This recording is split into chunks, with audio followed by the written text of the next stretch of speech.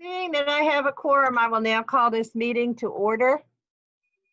And Madam Clerk, after the roll call, before we do the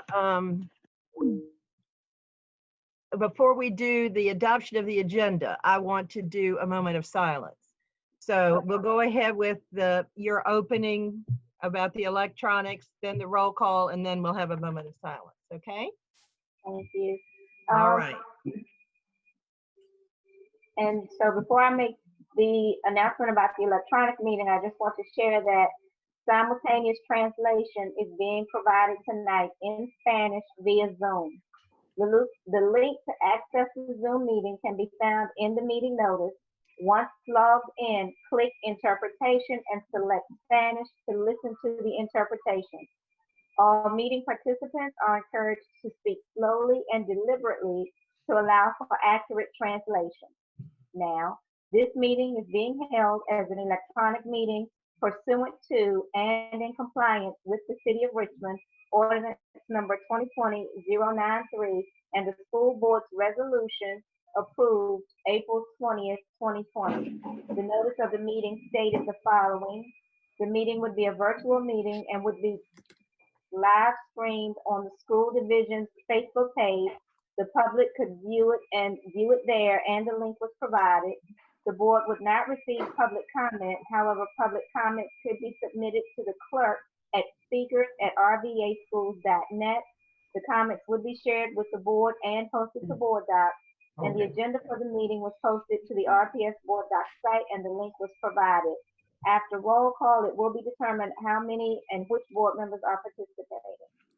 So we're ready for your roll call? Yes.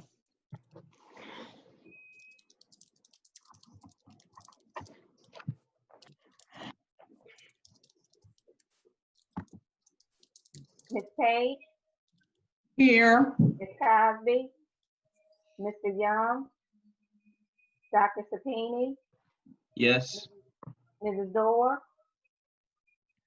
Yes. Mr. Barlow? Here. Ms. Owen? Here. Ms. Burke? Here. And Ms. Gibson? We have 7 of the 9 board members. Ms. Gibson is here. Ms. Gibson, you were muted.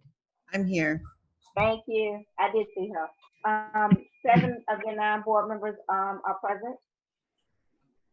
Okay. And you said you wanted your moment of silence before the adoption of the agenda? Yes, I would like to ask for a moment of silence for reflection on the pain that our community and our country are experiencing. So let us pause for a moment of silence.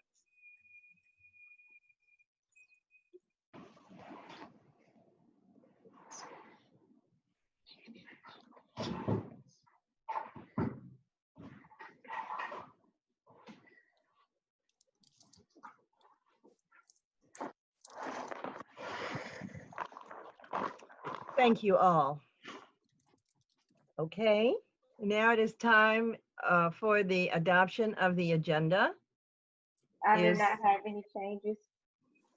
I have. Ms. Dorr. I would like to make a motion to approve the agenda as amended, and the amendment that I'm proposing is in addition to section 5, an update on the COVID-19 response to RPS employee. Is there a second to, now do we need to have a second to the amendment first and then to the whole agenda, or can we just take it the way she's done it?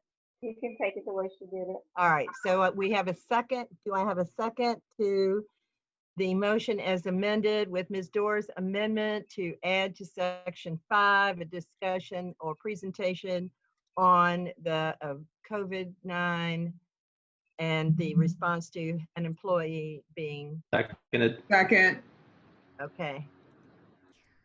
What I heard, Dr. Was that, who did I hear first? Page. Thank you. Mrs. Page. Okay. Ms. Gibson? Ms. Gibson, you were muted. Yes. Thank you. Mr. Barlow, Yes.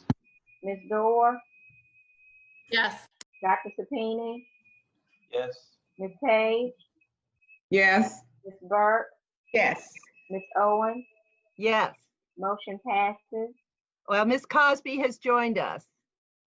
Thank Yes. you. Ms. Cosby, would you like to vote on the Yes. agenda? Thank you. All right. So the agenda has been adopted with that amendment. Okay, then moving on to the approval of those minutes. Do I hear a motion to approve them? So moved. Second. Okay, that was Barlow and Dorr.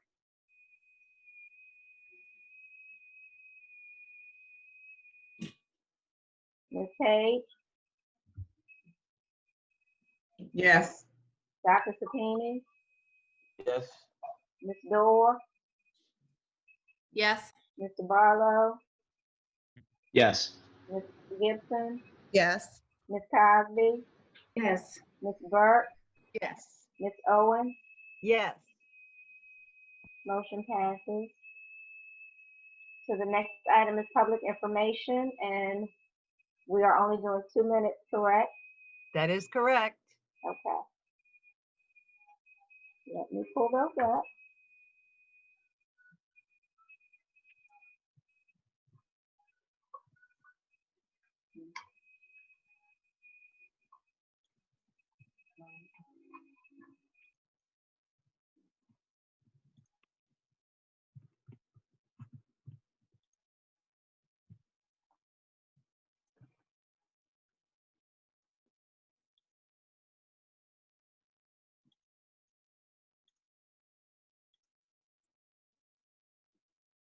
Ms. Wilson, you are muted.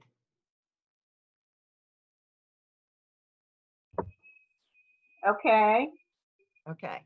thank you. I don't know what happened.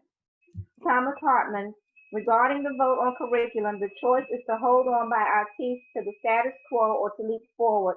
I have two things to say. One of our favorite RPS words is resilience. Silence means leap. The Latin offers us two meanings of re, back, and again. Which meaning do we now choose?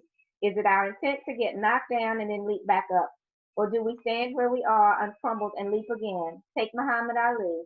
Was it his strategy to take it on the chin, expect to go down, but get back up? No. Forward, forward, forward, on his feet, maybe with a little rope-a-dope thrown in.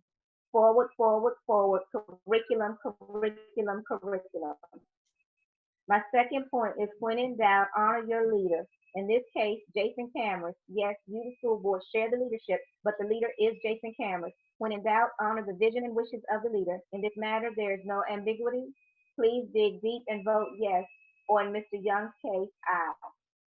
The next comment is from Amina Fola Rose. Good evening. I'm an ESL teacher in the district. The new curriculum for ELA and mathematics sounds promising. I was happy to hear about the research behind it and the data results from piloting done last year. I was also happy to hear that there is flexibility in the program and that there is no requirement for it to be scripted. And finally, I'm excited that the programs come with lots of resources. However, what concerns me is that there is only so many minutes in a school day for students with time set aside for content instruction versus remediation. Students who are learning English as another language are required to have anywhere from 30 to 45 minutes of instruction, specifically around English language development, can vary dependent upon whether they are a newcomer versus WIDA level 3. Social studies and science content areas are already raising their hands, saying, don't forget about us. And I've heard that some of this instruction will occur in the ELA instruction. So where do you see ELL services being provided in an already full schedule, especially on the elementary level?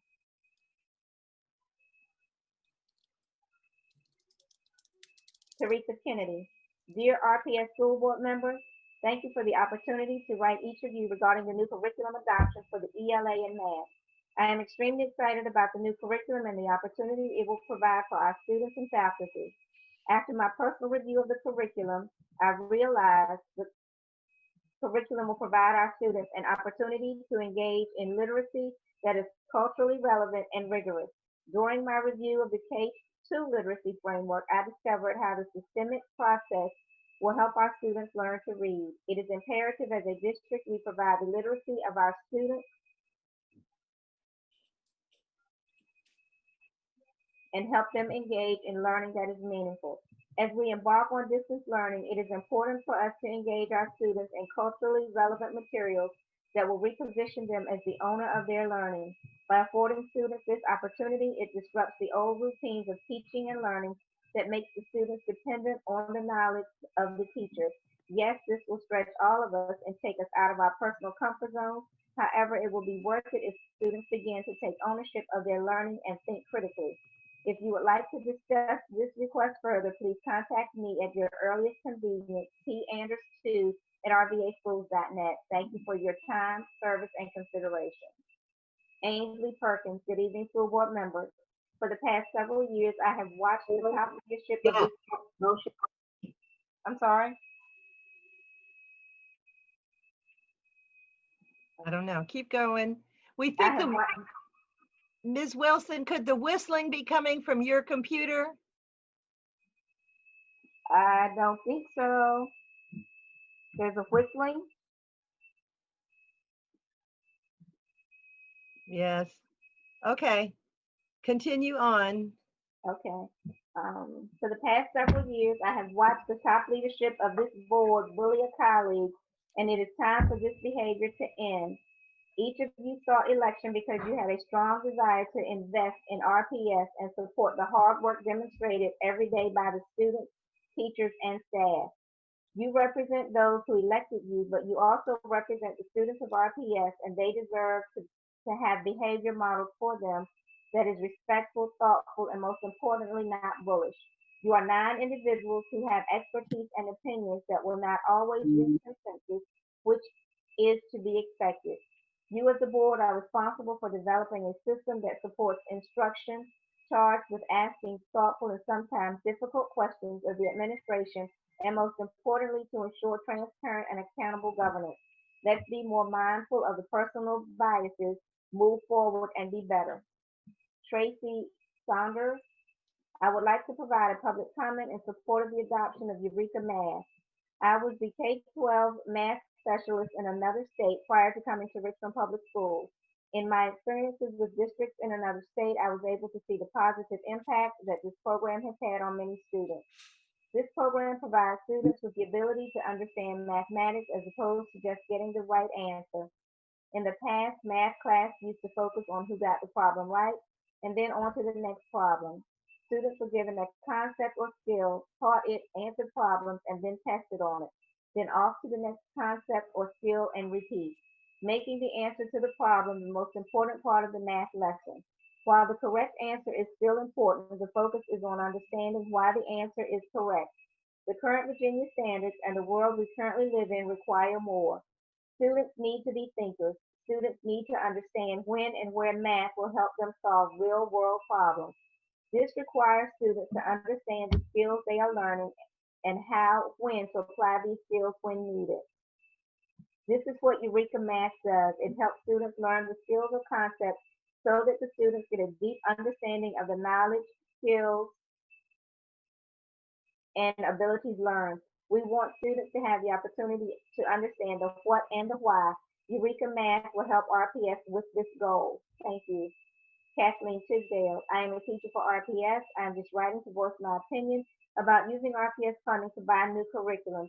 I think that funding would be more appropriate for COVID relief for next school year. It is unknown thus far what the year will look like, and we need to be prepared financially to do what is necessary, whether it be hiring more teachers and nurses or more supply for parents to be able to do distance learning. Sarah Bird, Richmond City School Board members, please do the right thing. Stop giving private businesses money that is intended for schools and put new curriculums off a year so all extra money can go towards COVID relief and real functional preparation for our new parameters and challenges. Thank you for your time and consideration. Judith Dykman, as a mom who had 3 daughters experience EL in their middle school years, I wholeheartedly support this curriculum and would love to see it adopted throughout RPS. As an instructional specialist, I feel that the EL curriculum is one that supports learning for all of our students and prepares them to fulfill the portrait of a graduate. Thanks. Lisa DeLeo, support for ELL. Hello, parents, students, teachers, and the school committee. I am letting you know that this message was originally written in Spanish. I am a member of the Latinx community and I have been working with youth who are ELL RPS students. I can tell you that the students I know have put their efforts into continuing to study despite all the difficulties and cruelties that they are facing due to this pandemic and other systemic injustices. As a student I know told me that she went to pick up her laptop and her hotspot, but they did not give her the password information to access the internet. Their aunt told me that they have been calling the technology services number, but no one answers and no one returns their calls. After being forgotten long enough, young people get tired, their parents and guardians get tired of calling, get tired of finding out where they can get support. I understand that we are in a situation that we have never seen, but since we know our ELL community is being forgotten and neglected, we cannot remain silent. We have to act. We have to support our families during this very uncertain time.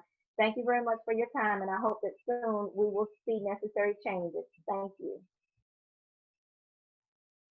Valerie Schwartz to the Richmond School Board. At first, the idea of implementing a new math and new language arts curriculum during a pandemic seemed overwhelming to me. How will this work if we are teaching online in the fall? Will we have a new online platform and 2 new curricula to learn? Sounds a lot, right?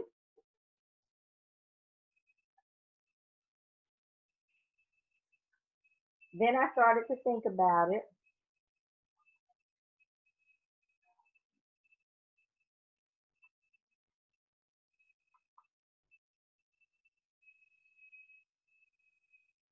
I spoke to colleagues and participated in online sessions sponsored by RPS. I am now ready to embrace the challenge, and here are my reasons. In some schools, the Envision math books were collected when RPS went to Richmond Math. So if we do not adopt a math curriculum, some schools will not have math textbooks or online resources. Our current reading curriculum is my least favorite in 20 plus years of teaching for RPS. There is flexibility from school to school to implement the curricula over 2 years. There is an incredible opportunity to participate, engage with these open source curricula throughout the summer. Most teachers are staying home and will have plenty of time to get familiar with the curricula if they choose to do so. The curriculum and instruction team has already planned multiple meetings. More training opportunities are planned not only for the summer, but also throughout the school year. The plan seems thoughtful with multiple layers of support. I have not seen an ongoing implementation plan like this in my 20 plus teaching years in RPS. After reflecting and learning more about the curricula and the implementation plan, I support adopting both curricula for the fall. Madison Tyler. Today I had the pleasure of meeting via Google with members of the Office of Curriculum and Instruction, as well as my coworkers from Woodville Elementary School. We discussed the new curriculum that is being voted on this coming Monday. I would like to share my overwhelming support for this new curriculum. I believe it is working to fill in the many gaps our students have. We are in desperate need for a new ELA curriculum as benchmark literacy is outdated and often misaligned to the Virginia standards of learning. COVID-19 took away precious time we needed with our students. Our kids will come back with larger gaps than ever, and we need a strategic plan to get them back on track, as well as resources to ensure they're supported in their learning. Again, I am in support of adopting new curriculum because our students deserve a high quality education. Caroline Clark. I am the parent of 2 daughters, one of whom is graduating this summer. My oldest is 17. 17 years ago, RPS made their last curriculum change. Let that sink in for a minute. What company does things the same way they did 17 years ago? I am excited for the learning opportunities with the new curriculum. Most of all, that children in RPS will be reading novels in their entirety. Imagine how much more meaningful To Kill a Mockingbird is when you get to study every line, from learning about Jim's broken arm all the way to Atticus watching him as he falls asleep on the last page. You cannot gain cultural literacy by reading excerpts. Elizabeth Forrester. Thanks for the computers. They are learning too, but it is not the same as they are in schools. They learn more, but let us ask God to recover this problem. Ann Forrester. This message was originally written in Spanish. Part of the problem that I was able to identify while communicating with the parents, they did not receive all the adequate information to make arrangements regarding the distribution of computers. I know that the school call came with necessary information. However, I do not know if they passed the message in Spanish. That's from an RPS teacher. This message, some students are having difficulty installing their internet service, either because they do not have enough information to correctly enter their username and password, or because they do not know how to share the internet signal from their cell phone to their computer, or because no one answers them on technical assistance telephone. Michael Powell, dear Richmond Public School Board members, I am the proud principal at John B. Carey Elementary School. Many people know of the transformation that has been realized over the last 4 years at Carey Elementary, but what you don't know is about the professional learning community that has been established that addresses the challenges of the current curriculum. The new curriculum that is being proposed is aligned to the critical thinking that takes place at Carey and will give teachers an opportunity to take students further in their depth of knowledge. Great curriculum shows us what students know and, more importantly, leads students to ask great questions. I will close with this mathematics equation. Great teachers plus great curriculum choices equals great success in the classroom. This translates to students being college and or career ready without exception. I support the adoption of this curriculum because it provides real world access to student learning and a passport to the future. Yours in service. Amanda Reisner, good evening. I'm writing with my final plea to you, the board members, to hear what most of my colleagues and I are asking. Please hold off on a new curriculum right now, please. Setting aside my concerns about the alignment of the curricula with our state standards, this is really about the timing. I agree the curricula we had last year was not the best, but honestly, I've been teaching 15 years and used many curricula, and none of them have been great or lived up to the hype. There is no one recipe that works for all kids. My true concerns are about adopting them now in the midst of a pandemic. I could list hundreds of things that need to be addressed next year. Ventilation systems, desks for everyone who has tables, busing, technology, even soap, cleanliness of the schools, class sizes, just to name a few. None of my concerns are my ability to teach my students the necessary content to make them successful. Want to know why? Because I am qualified and I know how to get my kids what they need. That's why you all hired me. I have done it for 16 years and will continue to do so this year, no matter what the curriculum is. Have faith that my colleagues and I can provide quality content. We have been doing it for years despite various curricula. Focus on providing the schools and teachers what we need to ensure a safe and healthy environment next year. Like every other year, we can and will be able to get our babies what they need academically, with or without a box curriculum. Again, I am not saying we don't need something better. I'm saying now is not the time. Please trust in your teachers. No one wants our kids to be more successful than we teachers do. We know what needs to be done and we will get it done as long as you give us what we need to survive this new socially distanced world. I promise. Thank you. Charlene Haywood, greetings everyone. I am in support of the new math curriculum for the 2020-2021 school year. I ask that you approve the math curriculum. Every child is capable of greatness when engaging in meaningful and thoughtful mathematics. The new math curriculum will provide students with hands-on exploration and foster their analytical skills with the why in mind when solving equations. Students will be presented the opportunity to use concrete materials to conceptualize math problems that are world-related. I strongly believe our new curriculum will prepare our students for college and beyond. In favor. Janella Harris, I found that the EL education curriculum is more aligned with the paradigms of application outside the classroom. It uses their prior knowledge to create a connection with the new concepts presented, which I believe makes the information more attainable. I also think it gives the teachers more autonomy. Mary Beth Devaney, EL curriculum, complete literacy programs, speaking, writing, and reading, project components, well thought out programs. Gary Callis. Hello. I am Garrett M. Cala Sr. of the Children of Light Ministries and chairman of the Children of Light Foundation, organizations that are both dedicated to teaching children manners, respect, and responsible decision making, as well as providing job readiness training, visible programs, and resources for young adults over 20 years old. Currently, I am the PTO president of MLK Middle, Fairfield Elementary, George Mason Elementary, and Armstrong High School. I am also on the NAACP's Oversight Committee for Education. With all this being said, I am in the schools every day. Recently, I've had the opportunity to view several companies of curricular products and services to the Richmond Public Schools for K-8 students. Most of these companies were relatively impressive, but the company that grabbed my attention was Amplify. Amplify offered the most creative curriculum program to RPS, I thought, that was comprehensive and focused on teaching our children where they are using technology that most of children are already familiar with. Their incorporation of mobile devices is what I found most impressive.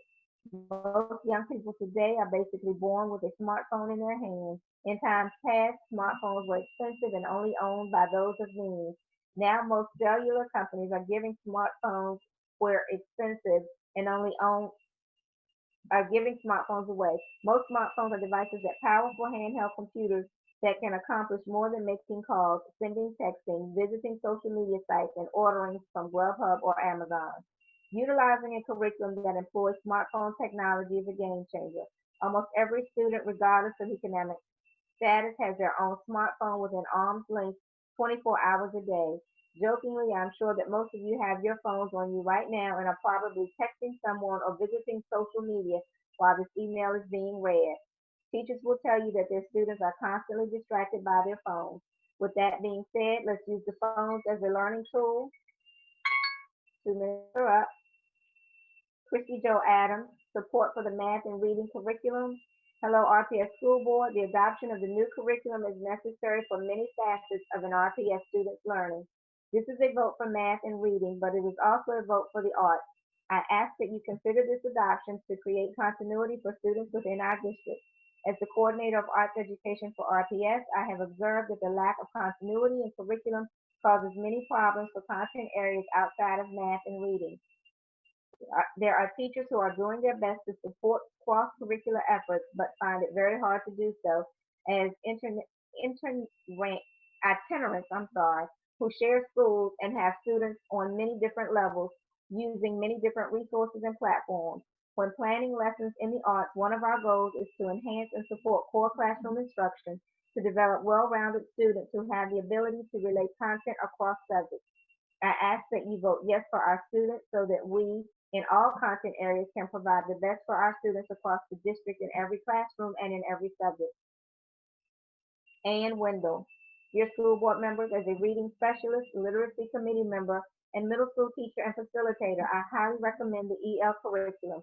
I used it myself this year in 6th grade and helped 6th and 7th grade teachers implement it in their classrooms. Teaching with novels, not test-oriented snippets, awakens a joy for reading through an affinity for characters that keeps students engaged in learning and eager to develop and express their own ideas. While the practice, skills, and themes of EL are a stretch unlike what many of our students are used to, there are so many components. Teachers can pick out what they believe is best to create steps in the process for their particular students, whether they are in honors or remedial readers. Our children sorely need. Ms. Wilson, Yes, ma'am. the translators have asked if you could slow down, please. Okay. Sorry. That's okay, I understand. It's a lot of them. It is. Our children sorely need the exposure to global youth perspectives and universal themes so they can become the 21st century critical thinkers they need to be. Louis Luna, dear school board, this message was originally written and sent in Spanish. Today, you will decide whether you will maintain the sanctity of your elected office or whether you will be committed to special interests with a lot of money. Superintendent Cameron is not your boss. You are yours as we constituents are yours. This is an election year and we are observing. If you choose to adopt the curriculum, I guarantee that you will regret it when you realize that there are not enough funds to cover COVID-19 emergency aid. You will be reactive like your predecessors, and like your predecessors, we will reject you. Be proactive and plan for the future. Vote to allocate COVID-19 relief funds for the good of our community. At a minimum, allocate funds for COVID-19 to preserve your council seat. I repeat, this is an election year and we are observant. Thank you.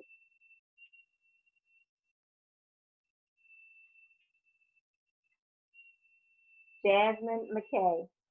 I like the fact that this year it will be aligned with the Virginia SOL standards, but I do feel it's a little more difficult at the secondary level. I say more difficult because the lessons are continuous, and if the student was in the 5th grade and was never introduced to the materials, they aren't used to thinking in the way Eureka causes them to think. I will say that this does build the critical thinking that students sometimes miss. Elizabeth Forrester. I am an ESL teacher and I am concerned about the problems with the internet and technology access that my students explained to me. My school did not have enough computers before the schools closed, and because of this, many of my students did not work on computers much. Now they are struggling with the computers they have and are struggling to get the help they need with RPS technology services.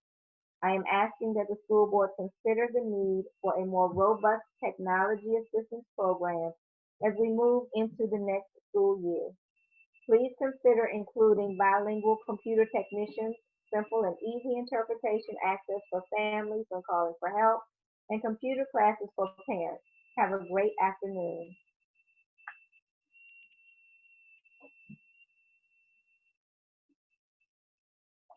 Jody Spracker. Hello, RPS board members. Thank you for hearing our opinions on the proposed new curriculum. I am a future RPS parent with daughters enrolling in 2021 and 2024. From what I've seen in the presentation from administrators, the new curriculum seems appropriately challenging, comprehensive, and engaging, the type of daily lessons and year-over-year learning all our kids deserve, no matter which school they attend. Will there be some bumps in the transition? Possibly. But I look at how our teachers, administrators, and staff have stepped up for our kids during the coronavirus outbreak. They had virtually no time to plan for this crisis, and they completely shifted everything they do to meet the needs of our students. That gives me hope that in the face of a planned change like implementing this new curriculum, we will see the RPS community work together to ensure a smooth rollout. Respectfully. Allison L. Kobe. Dear school board members, once again, I would like to express my strong support for adopting both of the proposed curriculums for math and reading. I'm writing to you both as a principal and as the parent of 2 RPS students. Adopting the Eureka Math Virginia Edition curriculum is a clear choice because it represents an improved continuation of the work we started 2 years ago. So I will focus my comments on the reading curriculum. Hands down, the most important factor in any classroom is the teacher. I am deeply grateful to work with an amazing group of teachers at Westover Hills. They care deeply about our students. They work very hard, and over the past 2 years, I have watched them be open to trying new things if they believe it will benefit our students. The relationships that my teachers build with their students is where the magic happens, no doubt about it. After teachers, I would argue the next most important lever is the curriculum. It matters greatly what materials we put in our teachers' hands for them to guide their students to master the standards. A great curriculum is not just concerned with covering the statewide standards. Yes, of course, it needs to be aligned to those standards to ensure that our students learn what is expected at that grade level. But that is only the minimum requirement, which is what we currently have with benchmark literacy. I truly believe that the proposed reading curriculum from EL education will provide so much more for our teachers and students than simply addressing the Virginia SOL. As I have dug in more deeply into the EL curriculum over the past 2 weeks, I have become increasingly impressed by what I have seen. The K2 skills block will provide a much needed, stronger foundation in phonetic awareness and phonics in order to get many more of our students reading on grade level by 3rd grade which by all measures is a critical milestone. And 2 minutes are up.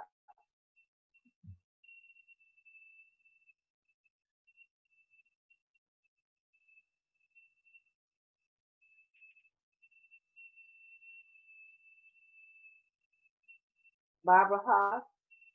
Good evening. My name is Barbara Haas, and I'm the librarian at P.C. Bouchard Middle School. I'm also a resident of the 3rd District and sent my 2 children through Richmond Public Schools. I would like to speak in support of the adoption of a district-wide curriculum for our students. Since my previous comments, I was able to attend a virtual curriculum information session. The session I attended was geared towards our parents, the ultimate stakeholders. Representatives from both EL and Eureka Math were there to present their products. I was impressed not only by information shared with us, but by the questions that parents had for them.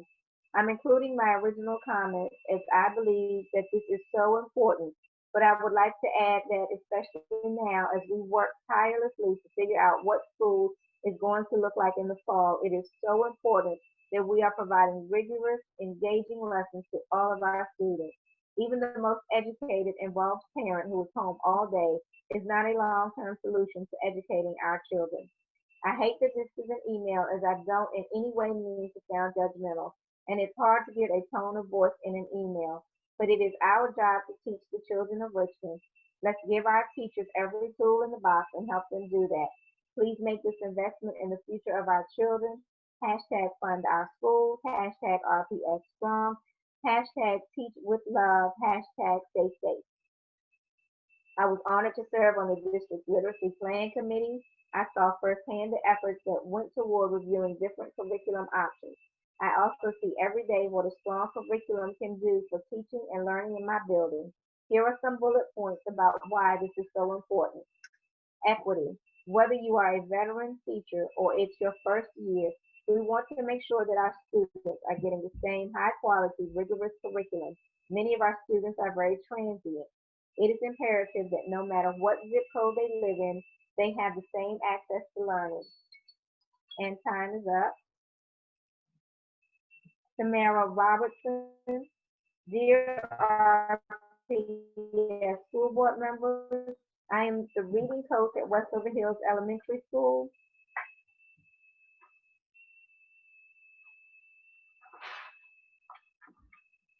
I'm sorry, my page is jumping. I am writing in favor of adopting the new ELA curriculum, EL education for the 2020-2021 school year. As a district, we are committed to meeting the needs of our students, providing them with rigorous instruction, and ensuring that we are using high quality, engaging instructional resources. In addition, our students need access to culturally relevant literature and meaningful real-world educational activities. Unfortunately, our current curriculum, benchmark literacy, is not meeting these needs. The majority of RPS teachers have been dissatisfied with this curriculum for several years, and many have been resistant to use it in the past and spend many hours searching for outside resources to use. We need a curriculum to help our students succeed and to provide our teachers with the resources they desperately need to teach our students. Yes, this is scary and confusing. This is a scary and confusing time in our society, and I understand the hesitance some individuals may have with adopting a new curriculum at this time. However, I believe it is the perfect time for adoption.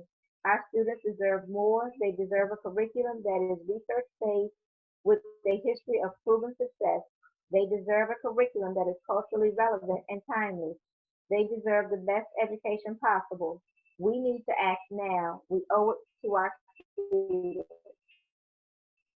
As for professional development needed for teachers, I fully support the district's plan for implementation. Professional development will be available for administration, coaches, and teachers throughout the summer and fall. These opportunities will be held virtually, thus making them convenient for teachers to attend as their schedule allows. As a reading coach, I feel confident that the district will provide me with the professional learning that is necessary to support my teachers. Thank you for allowing me, and time is up. Megan McPherson, and she submitted this on behalf of someone else. When they gave us the internet device, the volunteers told us that it was not working well. The internet device they gave us doesn't seem to work. The instructions are not clear, and I was unable to receive technical support. And that was from a parent. Emily Phillips, to the school board. A false choice is being presented tonight, namely that the adoption of a new curriculum would somehow hinder the school district's response to the coronavirus pandemic. Instead, the new curriculum should be considered an essential part of the RPS response. We have been piloting the new math curriculum at Westover Hills. Since schools were closed for the year, our daughter has been learning and growing thanks to the foundational classroom implementation by her teacher, Ms. Gray, and the ongoing online tools and lessons that have been provided by Great Minds, the math vendor. To be blunt, the caliber of online teaching and instruction that Great Minds offers is far superior to the in-house efforts of RPS, as it should be, since that is the expertise they are paid to provide. Their curriculum and teaching strategies provide the high-quality framework for learning and instruction that all of our students and teachers deserve. If there's any possibility that children will spend some time learning remotely during the upcoming school year, please consider the new curriculum an essential investment in ensuring they do not fall behind their peers in other districts during that time. Thank you for your consideration. Leonie Nomi and Kristen Reed. Ms. Wilson, Yes. would you like me or someone else to read for a while? I'm okay. My son is actually keeping time for me, so it's, Okay. I don't know if anybody else has time, someone to help. Are you using a microphone that's close to the computer, or are you just using the mic in the computer? I'm using the mic in the computer. You can't hear me? No, we can hear you, but we're just still trying to figure out this whistling thing. You don't hear the whistling? I do not. Okay. Well, go forward. To the members of the school board, this committee has been comment has been submitted in Spanish to represent our solidarity with Latino parents, students, teachers, and families of the Richmond Public Schools. Families and individuals across the city are submitting comments in Spanish this week to highlight the widespread need to expand Spanish services for RPS students and families learning English, including access in Spanish to these public meetings. We also write in solidarity with frontline workers in RPS schools who have worked tirelessly to support our students and communities during an unprecedented crisis. We owe an incredible debt to the frontline workers at our schools, maintenance and cleaning workers, food service workers, bus drivers, teachers, principals, assistant principals, and other staff members who have remained committed to our Richmond community. We hope you will join us in honoring your work, not only with appreciation, but with good faith policy options that affirm your rights to safety at work. After the confirmed case of COVID-19 at Mary Mumford Elementary and insufficient cleanup since the COVID-19 outbreak at the regional level, RPS cannot guarantee the safety of personnel occupying RPS buildings on a daily basis. For this reason, we wish to voice our unequivocal opposition to the expectation that teachers will be present in buildings this week. We ask the school board to immediately reduce staffing levels in the building and proceed with deep cleaning and distribution of appropriate CDC compliant personal protective equipment throughout the district. And to all staff, we ask that you contact all building administrators and request that they work with their faculty and staff to create a plan to safely complete the end of year assignment. After the approval of our budget for the fiscal year 2021, and time is up.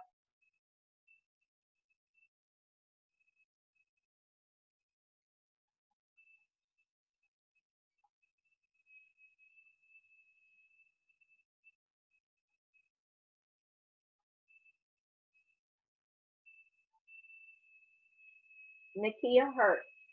Greetings, members of the board.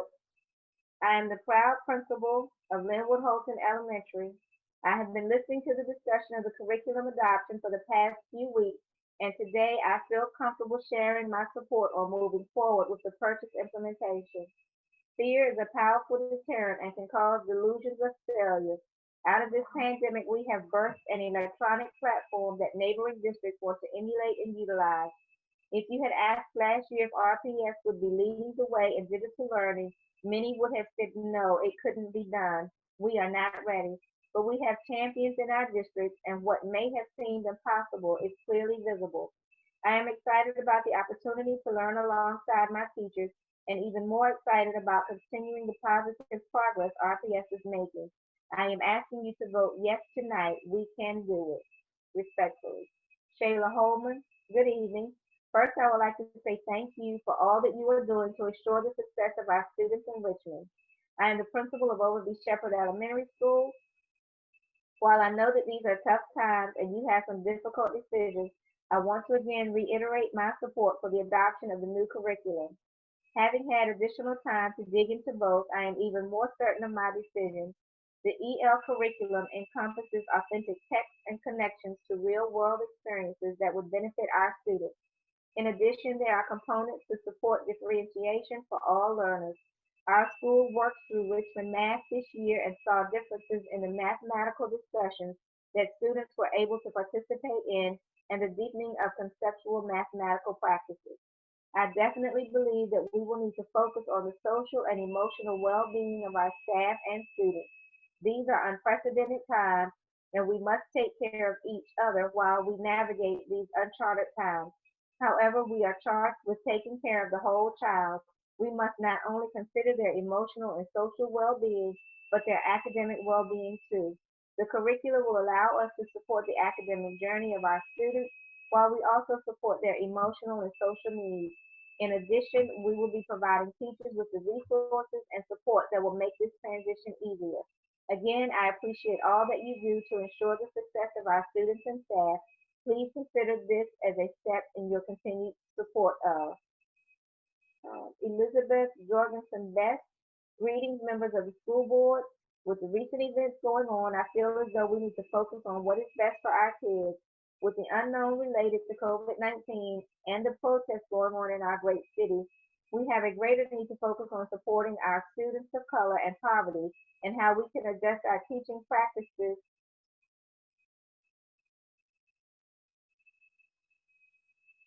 to practices and how to support our families.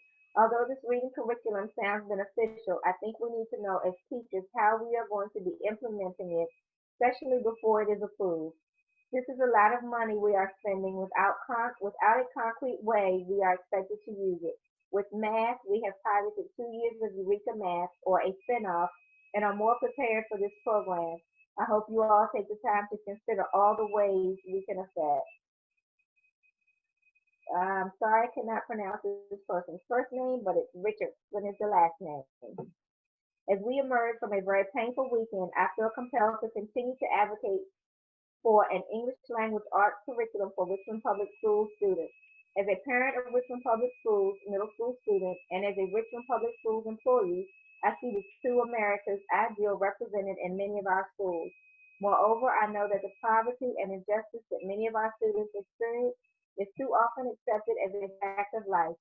Furthermore, I also understand that academic outcomes correlate almost exactly with levels of poverty, and race continues to predict student outcomes in school and in life.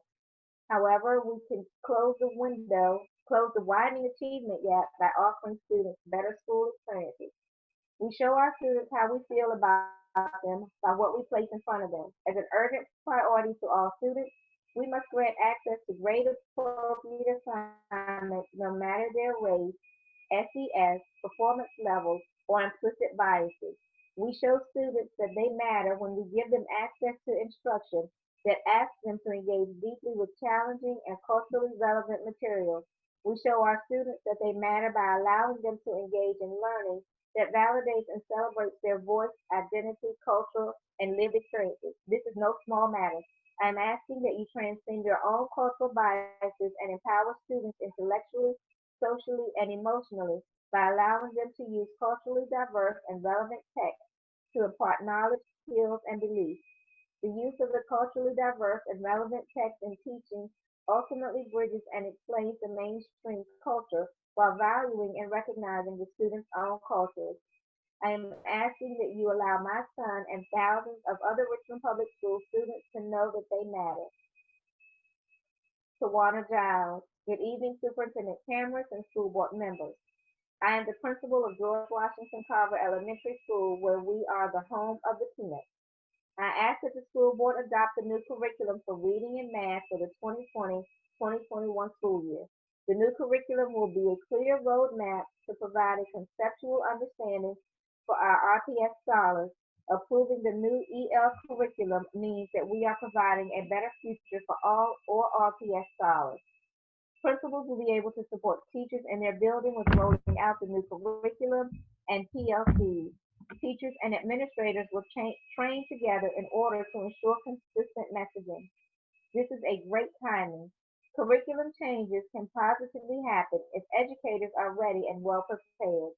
We have seen many changes in Richmond over the past 93 days. Now let's make positive change and use this time to educate and articulate a new and improved curriculum for our RPS scholars. Adoption of the new curriculum will signify the start of a positive social and educational change for scholars in RPS regardless of their social economic status. I ask each school board member to vote yes for the adoption of the new curriculum. A yes vote shows you will no longer sit quietly by and allow an economic divide in our educational system. Vote yes for all RPS scholars. This new reading curriculum also provides opportunities for teachers to experience rich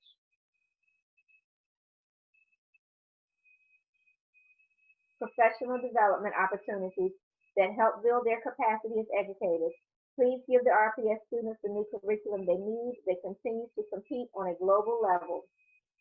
Thank you. Cassie O'Brien Bates.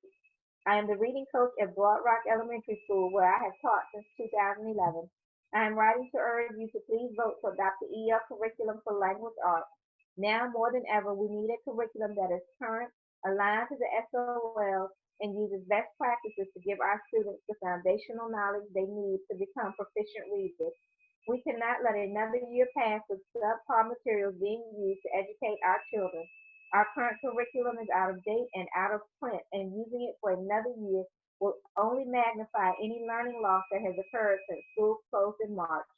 Please do the right thing for our students and adopt the new language arts curriculum. Thank you for your time and consideration. Andrea Empton. Hello, everyone. I am the primary ESL teacher at Bouchard. Tonight, I am standing with and advocating for my ESL families. Families where Spanish is the primary language need equal access to everything RPS does and turns off. Our Latino families have difficulty accessing the material and have their questions answered. Many of our families have had problems with laptops and hotspots. Many of our families want to be more involved in their children's education. We need to make this possible through bilingual access to everything online and by phone. Thank you for your time and consideration. Terry C. Anderson. Dear Richmond Public School Board members, currently I am the academic interventionist at James H. Blackwell Elementary School. However, I am a veteran RPS elementary educator of 24 years, national board certified, mentor teacher, instructional facilitator, and curriculum writer reviewer for RPS. I fully support the adoption of the new ELA curriculum recommended for 2020-2021. In my role as academic interventionist, I have reviewed the K-2 foundational skills component extensively. It is essentially a structured phonics program. Structured phonics programs have long been shown to be highly effective in teaching the skills necessary for beginner readers. Adopting the new ELA curriculum will give our K-2 teachers the much needed tools to prepare our youngest learners for the goal of becoming readers by the third grade. I hope that you will approve the adoption of the new ELA curriculum. Thank you for your time, service, and consideration. Taylor Keeney, thank you for the opportunity to share with you about the growing partnership between Little Hands, Virginia and Richmond Public Schools.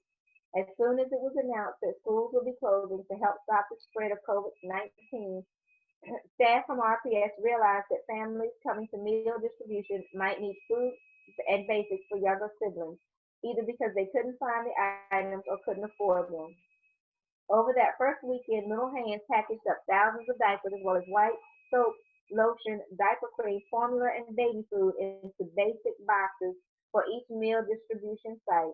The items were at schools on the very first day of meal distribution to help make sure the youngest children in our community were clean and fed. We continue to restock sites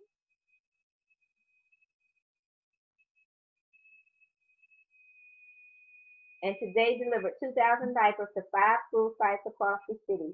Little Hands Virginia is a nonprofit that was founded 1 year ago to help ensure that young children ages newborn to 3 years old have the essentials to thrive from day one, working with over 30 partner organizations in Greater Richmond. We identify items families and babies need, sort and bundle the items, and then deliver them to partners and families.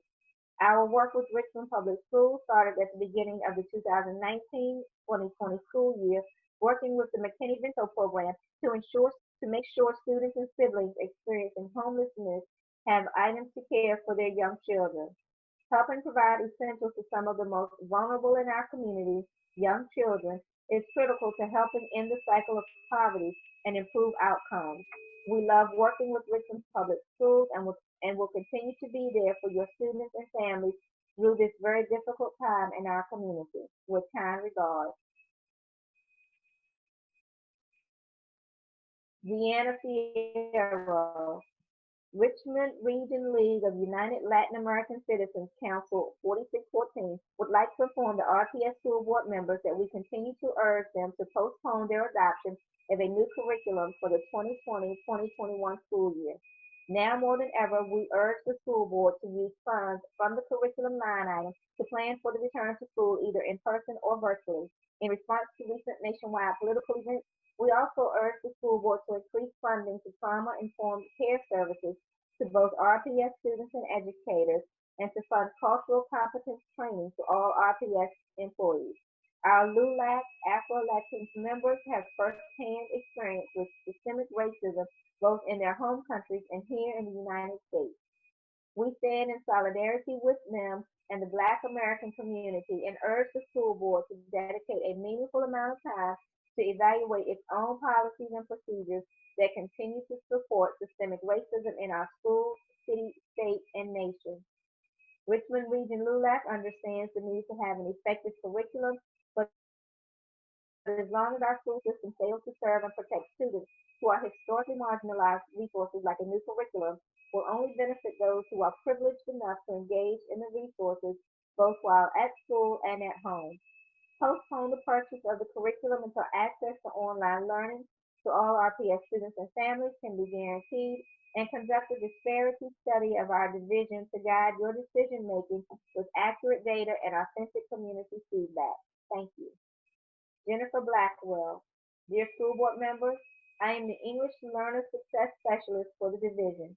Tonight I am writing in support of the new ELA and math curricula to be adopted immediately. Now more than ever, as disparities between our culturally and linguistically diverse groups continue to widen because of COVID-19, we need research and evidence-based curricula that supports our ELs learning in the classroom, online, and at home.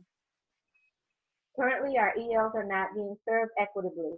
Despite attempts to create educational videos, constantly reaching out to families, and hand-delivering laptop hotspots, our ELs are not engaging in learning to the same degree as other students. Part of the issue is the systemic roadblocks that are in the way. They view the video and immediately become discouraged when they can't complete the task at hand. When we were in the classroom, it was up to the EL teacher to scaffold all materials to ensure learning, and with nearly 3,500 EL students and only 55 teachers, that task was rather impossible. Fortunately, RPS is in a position to enhance learning for our ELs by adopting curricula that is exciting and rigorous, culturally responsive, and linguistically appropriate, embeds social emotional learning, and invites families to act as partners in the learning process. EL Education and Eureka Math both have scaffolds embedded into each lesson for all levels of English learners, so content teachers do not have to spend hours finding ways to support their students. Additionally, teachers are supported through professional development that is tailored to their needs, even if that means learning how to engage in online class full of beginning level English learners. By adopting these curricula, RPS will finally be providing rigorous instruction to all of our students by holding them to high standards and closing the opportunity gap by engaging EL students in years' worth of rigorous learning. And time is up. Cynthia Reyes, and she is submitting this for someone else. Dear school board and council members, I am located on the south side of Richmond, where there is a large population of Latin Americans. The concern that I want to bring to your attention were originally written in Spanish. There have always been problems trying to get interpretation at school. RPS now provides the Family Support Line, 804-780-6195, where we can get help, but there's no response, and there's no one to call back. My children and I have had some problems, such as how to deliver due work due to the poor distribution of and computers to our children. More support, especially when there is no interpretation, not even at school board meetings. Where's the equity? This is not the first time that people ask for interpretation, but it seems that they have ignored us. I know you have eyes, but you are blind. I know you have ears, but you are deaf. Can you ask yourself why you are there if you are not representing all of our children? There is pain, confusion, and frustration in my community.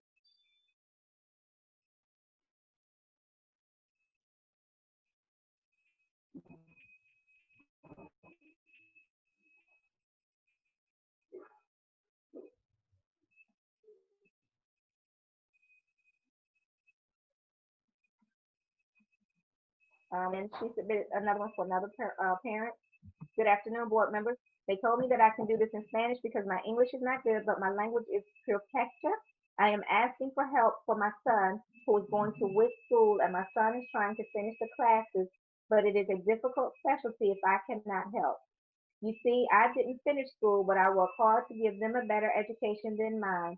I am asking if you can help me extend the time to turn in the work or maybe a tutor. Sincerely, a WIC high school parent. Victoria Guerin.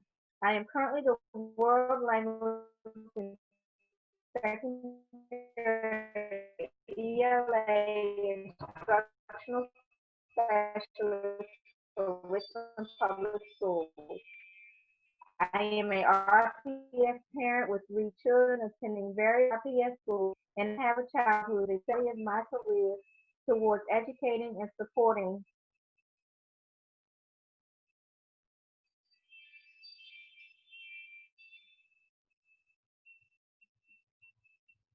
the Richmond Public School System.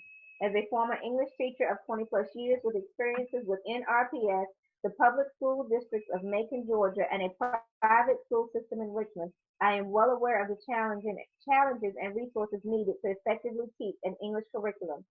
When I began my position as a specialist in the district in 2019, I immediately became familiar with the EL curriculum as the district embedded EL as a resource for the middle schools within the curriculum guide.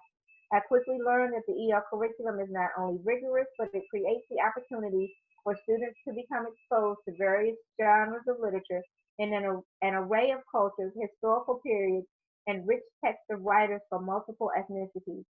Children need to learn classic literature, but it is also vital that students can read and identify with the themes and plot development of the text that they read through the incorporation of contemporary writers, which EL provides. It is urgently essential that all students across this district, regardless of race or socioeconomic status, receive a rigorous quality curriculum and EL to support that English teachers at our schools to provide this instruction. Please accept this public comment as a complete endorsement of the EL curriculum adoption. Thank you for your consideration. Mark Boker. I am not sure why a third-party curriculum conceived with funding from Bill Gates, who has consistently tried to shape education in our country, but likely wouldn't know public education if it did it in the rear, is necessary when RPS has within it the resources to provide their own professional teachers, principals, and administrators. that would work for RPS kids. This is a broader concern that is only compounded by the fact that the curriculum has been reported to be confusing and having pacing issues for teachers for the next 12 to 24 months. How is it reasonable or equitable or prudent to choose a program that has a record of confounding parents when implemented? Our child was part of the pilot program at Holton, and we find these concerns to be absolutely true.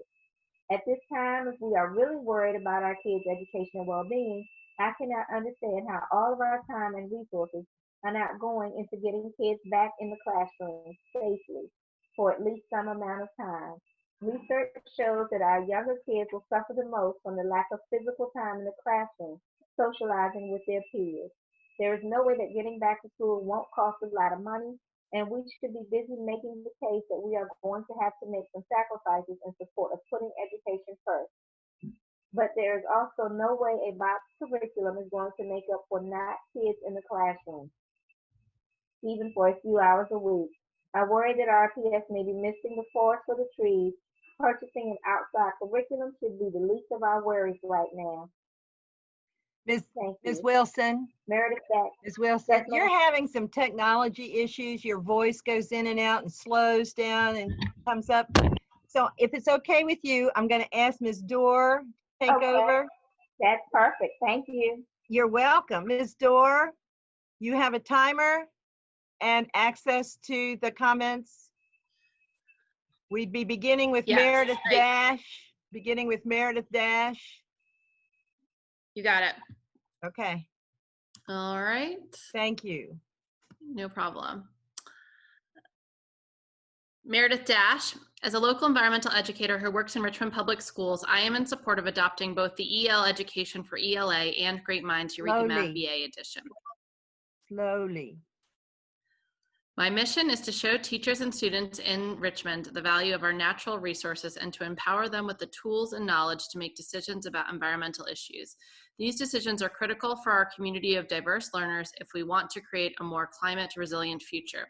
Yet these decisions require the basics of skills of reading, vocabulary, fluency, comprehension, and questioning that are at the core of the EL education curriculum.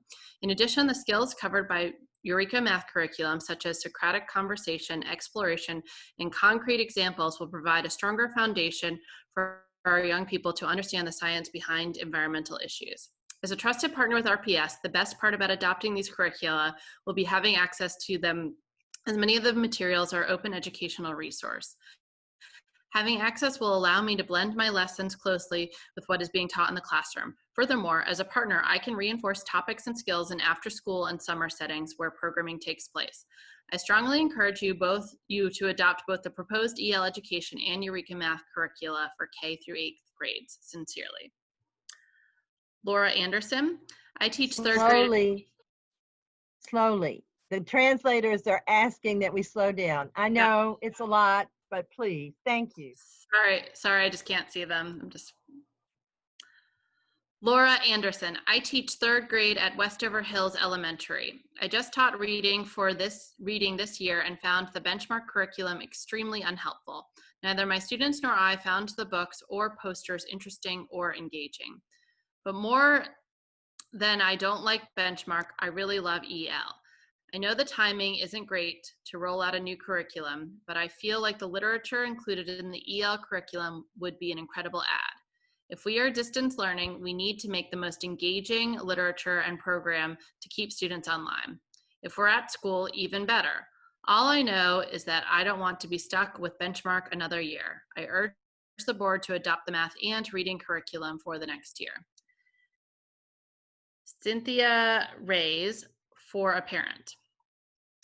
Dear school board members, I'm writing to you in Spanish. I'm concerned that some schools are opening, but the school my son attends is overcrowded. Are the public schools that will open this year? And if so, how do you plan to protect our children? How are I supposed to meet school expectations when my child is at level 1 in English? Is there a place for us to get help? Okay, it looks like Yvonne Wortham's comment got cut off. It says, I would like to submit a recommendation for my son, please. I don't know if that was just a typo from us. Maybe we can check on that, but I'll move on in the interim. Ms. Dorr, Deanna that was Fiero. her only comment. Okay, That was her only comment. That was all there was. gotcha. Okay. Deanna Fiero. I strongly urge the school board and the administration team to postpone its curriculum adoption until next year so that it can focus on scenario planning for the return to school either in person or virtually, and so that it can increase implicit bias training, cultural competence training, and trauma-informed care for both RPS educators and students. Please note that not all of your families have access to the same resources or opportunities to engage in your online learning as it is now, despite your efforts to connect everyone. While some families have the privilege of having 1 or 2 adults in the home to facilitate virtual learning, many of your RPS families do not. The implementation of a new curriculum right now will become a luxury for some of your families and a burden for others. The playing field right now is far from being level.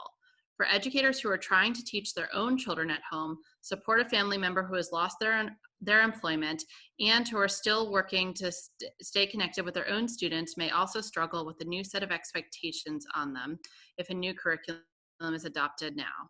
Please provide RPS educators in the community information about what return to school looks like so that they can begin to plan for childcare and work schedules. As an educator myself and a former RPS teacher, I know there is still a lot of work that needs to be done in RPS schools to create a system that is integrated and truly inclusive of all of its students. While we continue to have community engagement events that are not representative of the demographics of the school division student population, and while we continue to have a discipline system and administrative procedures that are not uniformly implemented or culturally responsive, work to improve our school system needs to increase. Take note of recent political events that are proof that many of our nation's systems are still broken, and as a school system in Virginia, you must recognize that our school system is not exempt from deep reflection and evaluation of itself, so that it does not contribute to the injustices that plague our children and their families, our communities, and our nation. Sierra Sowers. I am not a translator, but I do my best to communicate to others the needs of my English learners and their families. I do not speak Spanish fluently, but I do my best to say what I know to communicate with students and their families. I'm not a mother, but I do my best to take care of my students as if they were my children. I'm not a strong person, but I do my best to be a voice for my students and their families. I'm a teacher, and I do my best to lead and teach with passion to educate our students so that they can continue to learn, grow, and achieve the goals that I set for them, but also the goals that they set for themselves inside and outside of the walls of school. As English learners, so when the English information provided by RPS is not provided with unity, even when the translation instructions are in English. The RPS FAQ page that answers questions to problems with the internet connection or computer functionality is in English only. However, it is a problem that many of our students are experiencing. For those who cannot access the FAQs because they are online and do not have an internet connection, where should they go for help? Our families do not know what always changes with last-minute notification updates. Our families cannot receive help because the phone number they gave them keeps ringing unanswered. Our families cannot receive help because they do not have an internet connection. Our families cannot receive help because they cannot drive to school to pick up a computer or an internet access point because they have to work. Our families are juggling daily chores and responsibilities and constantly have to navigate through barriers. Education must be easily accessible to all, and yet we keep putting up obstacles and letting families figure out how to break it. We are going to create an RPS website that provides access to information for everyone, including links and link orientation in all languages spoken by our community. Let's provide a helpline number that will be answered by bilingual staff so that families without the internet also have access to information, and I'm at time. Betty Stevens. Dear RPS school board members, my name is Betty F. Stevens, kindergarten teacher at J.H. Blackwell Elementary School. I would like the board to approve the new math and EL curricula recommended for the 2021. After attending and reviewing the overview virtual meetings, I realized the curriculum will provide our students to become effective leaders, mindsets and skills for success in college, career, and life. Teaching them how to become ethical people, treating others well, and standing up for what is right. In addition, work to contribute to a better world using what they will learn to improve communities. For example, working with the kindergartners, social emotional learning is essential. Students engaging in respectful behavior during the conversation and play experiences with peers will teach them integrity, respect, and compassion. The EL lessons will prepare our students for listening, sharing, and conversation, increase their vocabulary, and use illustrations in text to describe the character's feelings. The math will provide critical thinking, problem solving problems, and counting. I hope the board will approve the recommended 2020-2021 new math and EL curricula for the success of our students. Thank you for our consideration. Kelly Cannon. Dear school board members, I am the parent of a kindergarten student at Westover Hills Elementary. The events of this week make it clear now more than ever that every child in Richmond deserves every opportunity to succeed. I know that is why you stepped up to serve your community. I've seen firsthand the success of the Eureka Math curriculum at Westover Hills, and I believe that can be replicated throughout the district. The EL curriculum is so appealing with its integration of real books and focus on diverse literature selected to engage our student population. I hope we will vote tonight to adopt the proposed curriculum. Thank you. Virginia Poveromo. Hello, school board members. As a teacher in RPS, I want to thank those of you who understand the vital importance of robust discourse when it comes to decisions that will affect our students, their families, and RPS employees. The meeting on May 18th largely focused around the budget for the 2021 school year and the possible adoption of a new curriculum. Voting on these greatly impactful items is not to be taken lightly, and I was frustrated when Ms. Owen continued to reference the late hour and the need to move things along. Thank you to those of you who persevered with healthy discussion despite the late hour. Furthermore, I am deeply offended at how Ms. Owen interrupted Ms. Gibson during her comments.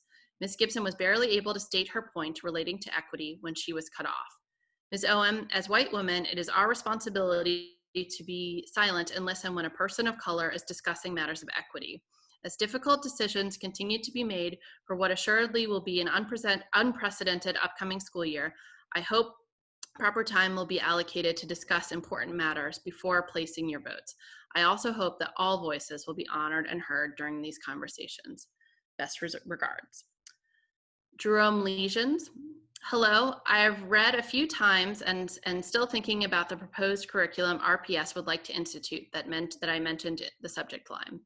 I would like to let you know that I am in support of this curriculum becoming the new curriculum for K-8. What I'm noticing about this curriculum is it is scalable. ELL could easily become FLL, foreign language learning, in a magnet school. There are also other aspects of this curriculum which stands out and will increase and improve the learning environment in Richmond City schools. Thanks. Cynthia Reyes, for a parent. Dear school board members, this is original in Spanish. My children attend primary school and it was ridiculous how long they distributed the computers. I waited 4 hours in the rain and some people waited longer and they didn't have enough for all of us. When I asked why they didn't have enough for all of us, the principal replied that this is what they send to us, in addition to the fact that some children come from other schools.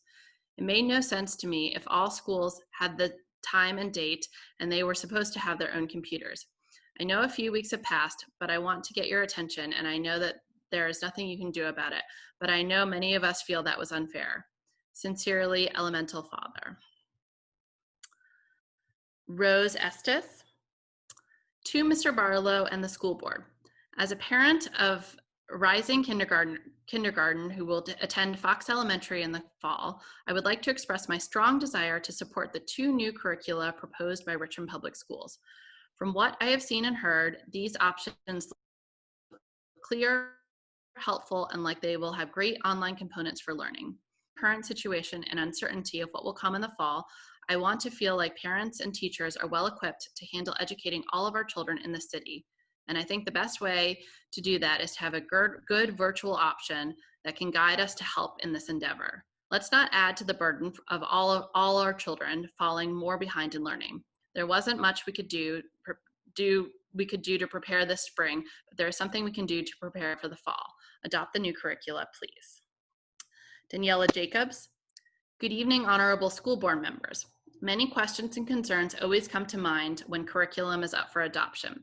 It is challenging for teachers to plan with new materials, learn the nuances of new curriculum, learn where they will have to supplement and possibly change the order they are accustomed to teaching. However, we simply cannot utilize the same curriculum forever. Curriculum is continually evolving and changing based on the latest research, newly developed materials, and the idea that we must continue to move away from systemic bias and reflect a more equitable society. The bottom line is it's time for a new curriculum that will meet the needs of students and teachers in RPS. It is unfortunate that the timing is now when so many things are uncertain, especially with what education will look like. However, the two recommended curricula are strong, reflect our student population, will assist teachers in providing rigor and learning resources to their students, and will help bring equity to our school system. The new curricula, along with flexible implementation in over 2 years that we are being afforded, is something that needs to be supported now. I support the new curricula and the flexibility to implement over the next 2 years. Educationally yours. Deanna Varaljan. My name is Deanna Varaljan, and I'm the proud assistant principal with Lucille Murray Brown Middle School. I was also honored to serve on the district's literary planning committee this year. Literacy is an area of passion for me as a former literacy coach, second grade teacher, and middle school English teacher. I believe that a strong literacy culture begins the process of achieving education equity. Today, literacy is to make sense of and engage in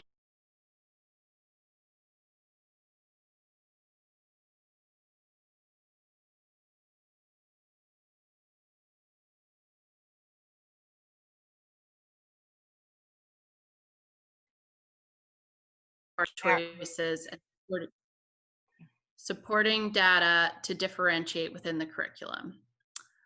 A few areas that would help teachers learn the curriculum and support optimal learning are following bulleted items. Computer items for each student to provide access to curriculum resources in EL and Eureka. A thoughtful, collaborative common district assessment plan to prioritize teaching and learning time in the classroom. A high-level training, support, and communication related to the curriculum for all stakeholders, including, quote, look-fors related to instructional practices and accountability. During this uncertain COVID-19 atmosphere, the RPS community will continue to be our #1 priority with thoughtful consideration on how to continue learning. The adoption of this new curriculum will mean teachers and students will be provided the continuity of the same high-level learning experiences across the district, regardless of the platform we decide to use in the fall.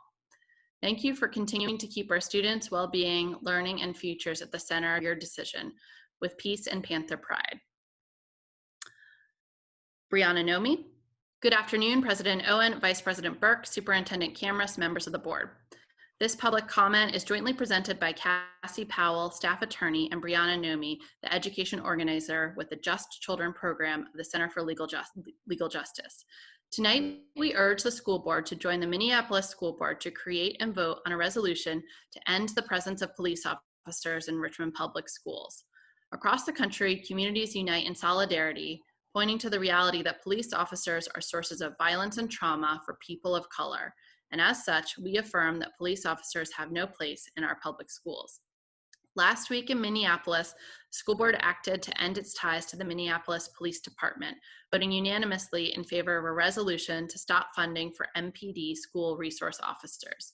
As noted by Kim Ellison, president of the school board, quote, it just got to the point where I don't think I can give the Minneapolis Police Department another currency.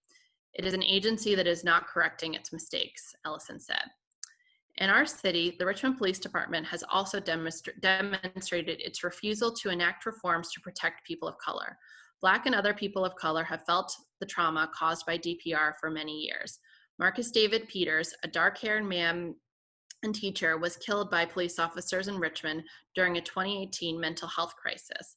Last year, an officer with RPD was caught on camera threatening dark-haired students outside of a school.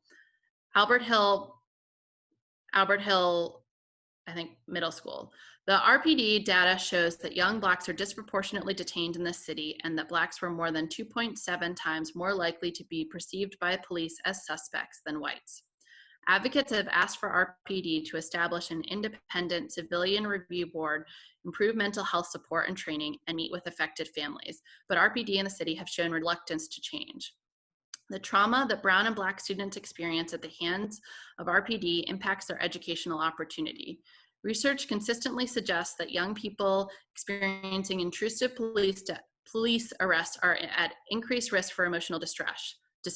Additional research has consistently shown that police do not make our schools safer. In fact, more police officers in schools are associated with lower achievement results for students of color, including lower graduation rates and higher rates of expulsion. And I'm at time. Kristen Green. Dear school board, thank you for this opportunity to comment. I want to encourage you to provide different levels of math and science for middle school students. It is difficult for teachers to teach students with a wide range of skills, and students are not served well by this system. High achieving kids are bored, and students who still need help with skills get left behind. It's important that teaching be differentiated. Please reconsider your move away from honors classes for these subjects.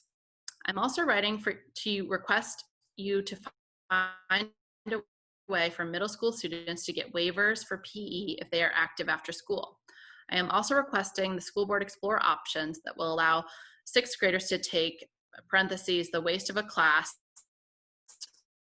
quote, career investigations in the summer. My child attends a school with an art curriculum and cannot take art classes because of the inane PE and career investigation requirement summer. Thank you for your time. Jenny Agamo.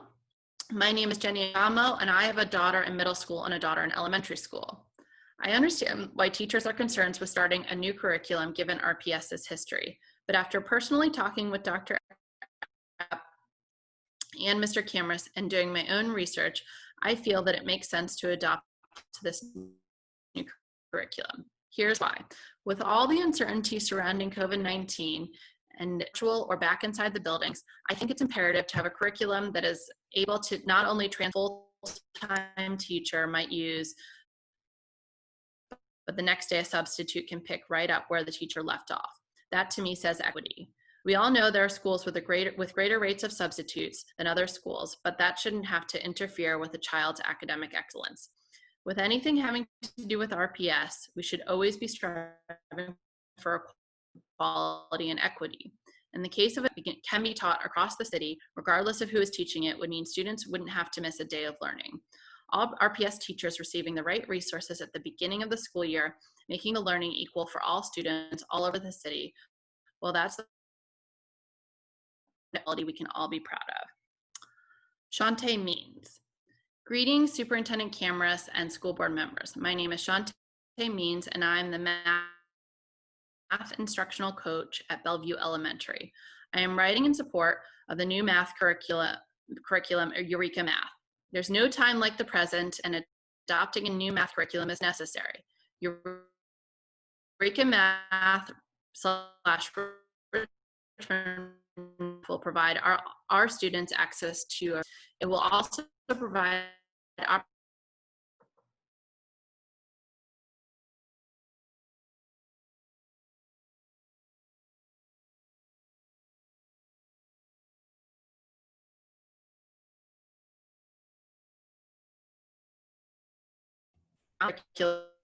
for math and reading that will help to challenge and help my students grow.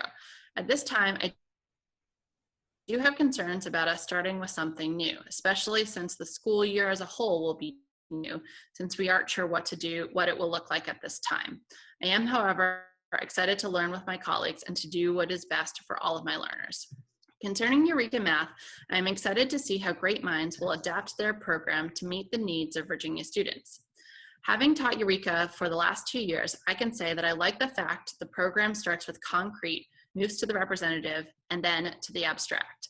I've seen many of my students make gains with this progression. My concern with Eureka Math are with alignment, because at this time, we just don't know what they will look like.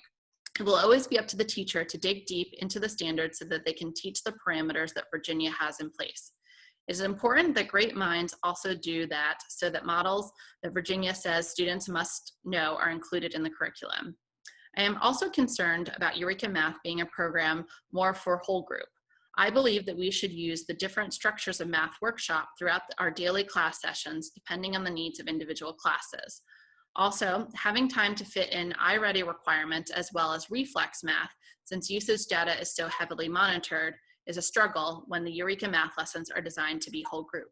As far as the language arts curriculum, I am excited about the texts that are involved and the fact that they address social issues, which has become more and more important these days. When they say representation matters, it truly does. Our kids need to see themselves in the literature that we present to them. Thank you for taking time to hear my concerns about the upcoming math curriculum. Thanks. Cassia Ryan. As an RPS teacher, I am very excited for the idea of a new curricula for Cassia. Excuse me. As an RPS teacher, I am very excited for the idea of a new curricula for math and reading that will help to challenge and help our students grow. At this time, I do have concerns about us starting with something new, especially since the school year as a whole will be new, since we aren't sure what it will look like at this time. I am, however, excited to learn with my colleagues, and it looks like the same. I am, however, excited to learn with my colleagues and to do what is best for see how great minds will adapt to their program to meet the needs of Virginia students. Having taught Eureka for the last 2 years, I can say that I liked the fact that the program starts with concrete moves to the representative and then to the abstract. I have seen many of my students make gains with this progression. My concerns with Eureka Math are with the alignment, because at this time, we just don't know what it will look like. It will always be up to the teacher to dig deep into the standards so that they teach to the parameters that Virginia has in place. It is important that great minds also do that, so that models that Virginia says students must know are included in the curriculum. I am also concerned about Eureka Math being a program more for whole group. I believe we must use the different structures of math workshop throughout our daily class sessions, depending on the needs of individual classes. Also, finding time to fit in iReady requirements as well as reflex math, since the usage data is so heavily monitored, is a struggle when the Eureka Math lessons are designed to be whole group. As far as the language arts curriculum, I am excited about the texts that are involved and the fact that they address social issues, which has become more and more important these days. When they say representation matters, it truly does. Our kids need to see themselves in the literature we present to them. Thank you for taking the time to hear my concerns on the upcoming curriculum adoption. Just a note, since that was a repeat, just want to make sure that it was in fact a repeat. Naika James. Today I would like to express the need for a change in the art math curriculum in hopes of adopting the Eureka Math VA edition. Parent of 2 elementary RPS students, I have had the experience of the current curriculum and saw holes that are in it and where we fell short of our students and teachers. There is so much room for growth as it relates to our students in the area of math. Jump on this opportunity to empower them with learning. Especially now in what is being called unprecedented times, we need to treat these students as a canvas and the teacher an artist. If you provide an artist with only gray paint and tell them to make a masterpiece, it is most likely they can give you something okay, but not great. Give them a palette of vibrant colors and they can be Picasso. Give these teachers the tools they need to make our students the Mona Lisa. Even with the idea of virtual learning possibly upon us, we need now more than ever to capture these kids and draw them back into their learning. Mold their malleable brains, and this new curriculum can do that. As parents, teachers, and community leaders, we cannot put a price tag on our children. Cynthia Robinson Carney. My name is Cindy Robinson, parentheses, Carney, and I have served as an educator with RPS for over 14 years. I am writing to share my full support of the curriculum adoption for Richmond Public Schools because it is much needed. RPS students deserve a curriculum that has been vetted by the instructional instructional industry and curriculum, and the curriculum proposed is just that. For too long, our schools have been without a strong universal language arts and math curriculum, especially on the middle school level. My hope is that the school board will adopt the new curriculum to support the needs of our schools and staff and students. Okay, and finally, Azurdi Greenhill. As a middle school literacy coach, I fully support the adoption and implementation of a new ELA curriculum. Students in every RPS school deserve high quality instruction, and access to high quality curriculum ensures they will receive just that. During this global pandemic, so many things are unsure, but today you all have the opportunity to make one thing concrete. You all have the chance to show our students that no matter what is happening on the outside, in your home at RPS, you will receive an education that is high quality, rigorous, and accessible. Adopting a curriculum that shows teachers that their time is valued and they do not have to stay up late making plans or gathering resources. Teachers will not have to spend nights wondering how they will be able to make their lessons digital. In order to ensure that every student in RPS has the same learning opportunities and chance to compete with other students in the country, our curriculum must be adopted. That's it. Thank you, Ms. Dorr. Thank you, Ms. Wilson. That was a lot. I appreciate very much all of you who took the time to write in and share your thoughts, mostly about curriculum and about some of our gaps in support for some of our ELL families. So now we will continue to board action items. And the first one on there is 3.01, receive for a second review and action our ELA and math curricula adoption, our new ones, and related contracts over $250. So is this Dr. Epp? Yes. Good evening, Chairwoman Owen, Vice Chair Burke, Superintendent Camrus, members of the school board. I want to thank all of the stakeholders who wrote in and took the time to express their comments. Thank you. I also want to say that how grateful my team and I are for the incredible dialogue we've had over the last several weeks related to curriculum. The heart of our work as a school district is teaching and learning. And that really is why we are bringing this curriculum to you for adoption, so that we can support our teachers to ensure that all of our students have access to high quality, standards aligned, rigorous curriculum that engage them and prepare them for the future. Tonight, we are asking the school board adopt and approve the curriculum. And our vision for this, I'm going to get into the details in just a minute. Our vision here, just to be clear about what we're asking, is we would fully adopt and implement K-8 math in the 2021 school year. And for ELA, I've heard consistently from so many of our teachers that they are craving a new ELA curricula. However, given some of the reality of our times, we are certainly open to schools who want to have a conversation around flexibility of implementation over a 2-year period, with full implementation no later than the 21-22 school year. In addition to, I'm going to share with you sort of the themes and what we've heard, but I do want to make sure that it's my responsibility that the board also understand what happens if we do not move forward with the curriculum this evening, just because I think that also impacts our teachers.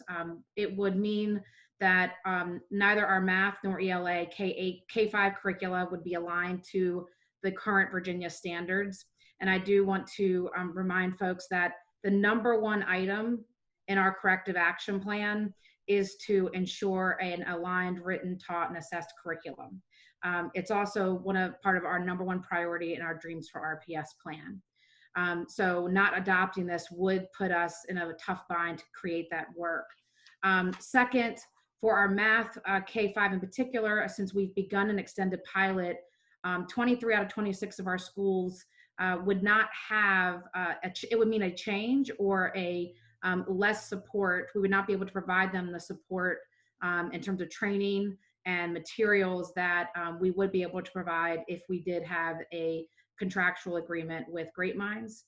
And then just as a reminder, our middle school math and ELA curricula, there's not a formal textbook nor curricula that's been adopted as far back that we can find as since 2003. And so if we do not move forward, there are some real implications. Again, there are many reasons to consider and pause, but I also want the board to be aware of the implications should we delay. Tonight's presentation is really to share with you what we've heard from our stakeholders, a bit more about the implementation plan and the budget. So first I want to start with our stakeholder questions.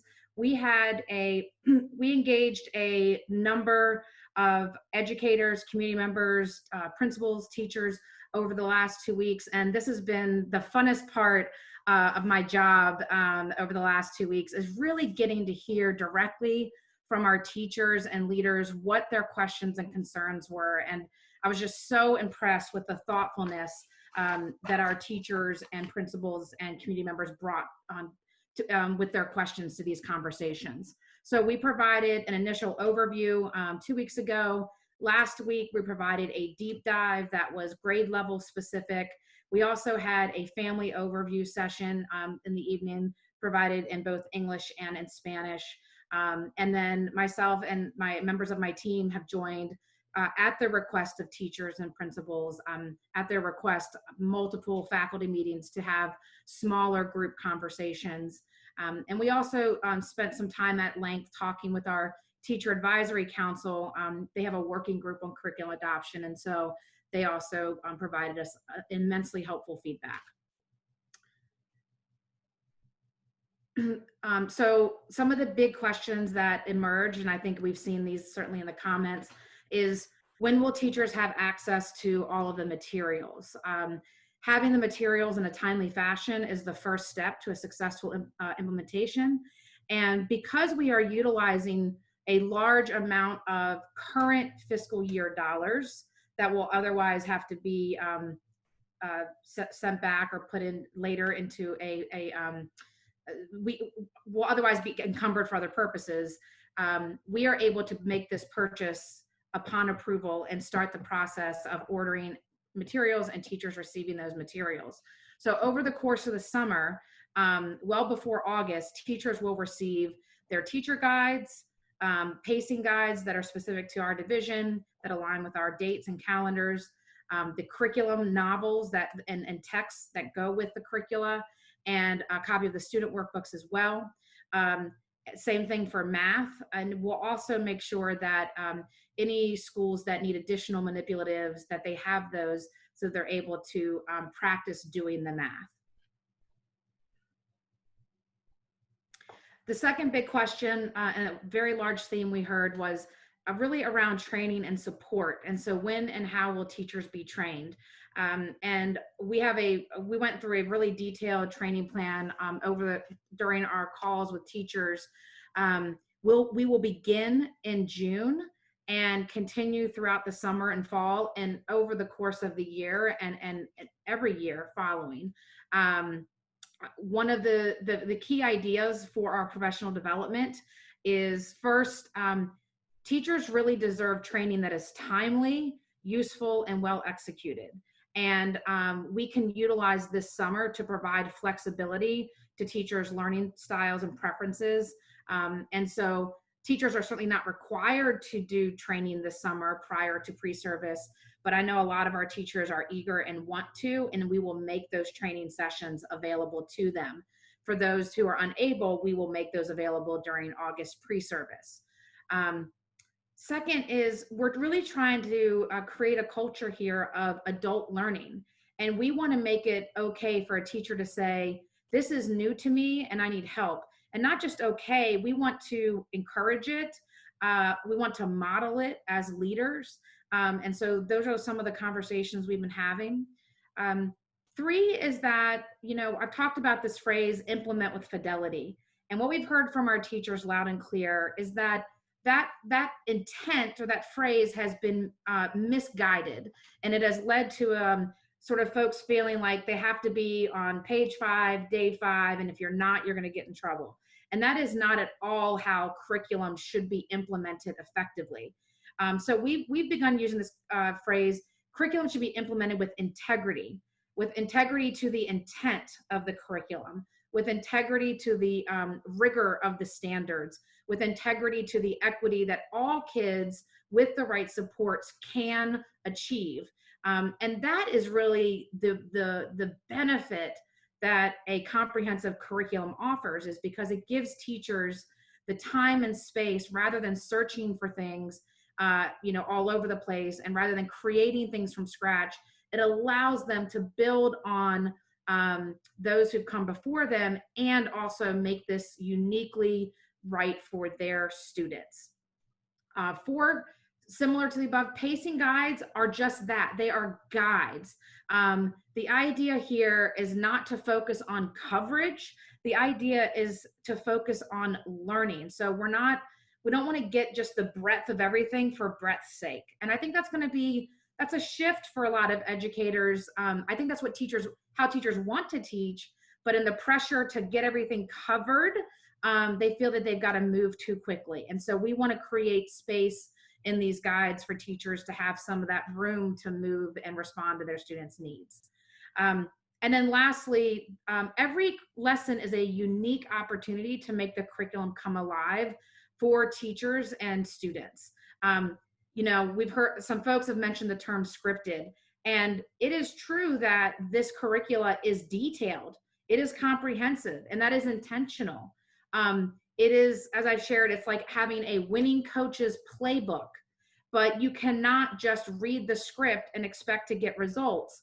You have to prepare, you have to read the conditions on the ground, i.e. your classroom. You have to know who your players on the field are and how they work together and what they need, i.e. your students. And so, in fact, not only is this not designed to be a scripted curricula, folks who teach it in that way are doing it in a disservice, because it cannot really be well done if you teach it that way.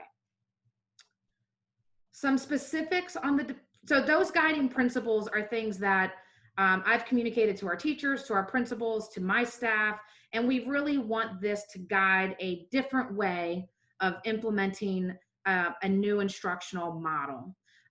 One where, again, teachers feel comfortable learning, principals feel comfortable being vulnerable and admitting what we don't know, and that we all need to learn together.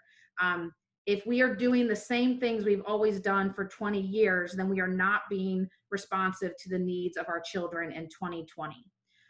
Specific sessions for ELA, you can see that our teachers, coaches, APs, and principals will all pretty much participate in the same training. Our coaches and principals will get an additional session on how to lead, so that we can make sure that the guiding principles that I just outlined, school leaders have the support they need to be able to lead in that way.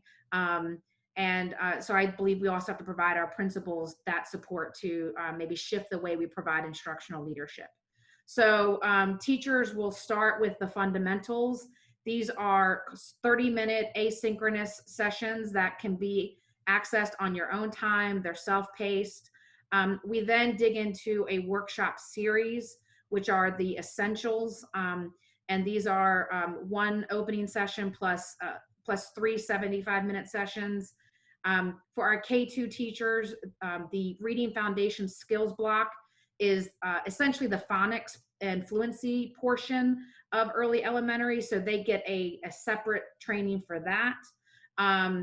And then our master classes, that will be based on the topics we provide to our partners at EL, based on our teachers' readiness assessment and what our teachers tell us they want to go deeper on. So we'll be able to offer 5 different sessions where teachers can go deeper. For example, one we'll likely offer is how to utilize the EL curriculum with ESL students, or how to partner in a collaborative classroom to serve your students with IEPs. Those would be sessions that we would offer, for example. And then another question that has come up as part of all of this has been what is expected in terms of lesson planning and preparation. And I know that this has been a source of frustration and confusion for our teachers. And this curriculum is really about shifting our mindset away from what you would consider a traditional lesson plan. And it really is about intellectual planning and preparation, teachers digging into the work themselves. And in our readiness assessment, one of the themes that was pretty significant was teachers really craved a overhaul of the collaborative planning structure, and a protection of the planning time so that they really could dig in with their colleagues. So this session, which will be designed by yours truly and our curriculum team, I will be modeling this as if I were a teacher preparing a unit of instruction, and then making sure that this really addresses the questions and concerns that our teachers have around instructional planning.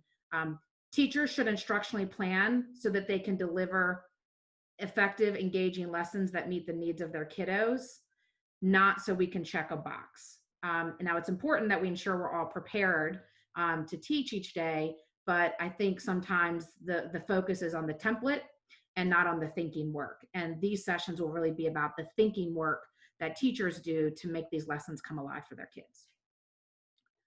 For math, a very similar series. You can again see that our principals and teachers will participate in nearly all the sessions together. I actually did make a little, so our coaches and principals are the primary audience for the lead Eureka Math sessions. Some of our teacher leaders will also participate in that. And then similarly, the instructional planning and preparation will follow a similar process for the math sessions. With the Eureka Math, these are the summer series. Now there are, for both ELA and math, there are additional training days designated throughout the school year. We need to front load a lot. This is what we need to front load. But part of the partnership with both of these organizations is an ongoing training, sort of just in time as people get comfortable with the curriculum. That's when we come in, that's when we have another training day based on other topics, which you'll see later in the budget. Question 3, are the curricula scripted? And I addressed this earlier, but I want to give an unequivocal no. Now, if you look at them, they are highly detailed. They may even say, in some cases, say, ... That's because they're written so that they're written by a teacher for a teacher. So a teacher knows what the suggested instructional flow is. But that is not to be interpreted or utilized as I'm going to stand up with a book and read. In fact, if you know it, if you see it, it's really unfortunate instruction when that happens. And so I've said this on every single call, and I've asked teachers and folks to let me personally know if this message is somehow coming across. I think it's the worst thing we could do to a high quality curricula. And it certainly is not only demotivating and uninspiring for our teachers, instruction falls flat for our kids. But I really want folks to really see this in action. So if you'll indulge me, I'm going to try to play this video. Tracy, Mr. Cameras, yeah? if it doesn't work, I have it up and I could share my screen. Great, I have it up too. So let me try. Great, thanks. Here we go. Can you hear? My name is Tara Pitts. I'm a 5th grade teacher at Michael R. Hollis Innovation Academy in Atlanta, Georgia. My name is Johnny Clark, and I teach 5th grade. Hi, my name is Cheryl Spikes. I am the instructional literacy coach. This is my very first year teaching. Very first year. What I wish somebody would have told me the first time, because I was completely confused.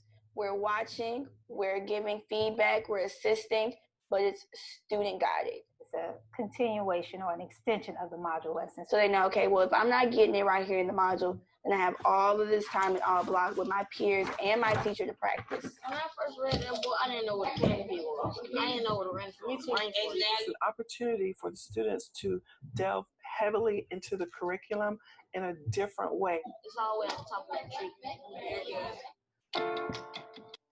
The heart of the practice is the trust in the release of the students and allowing them to work independently. It started off where they felt like I had to do direct instruction because the students, they have these gaps in learning, and I want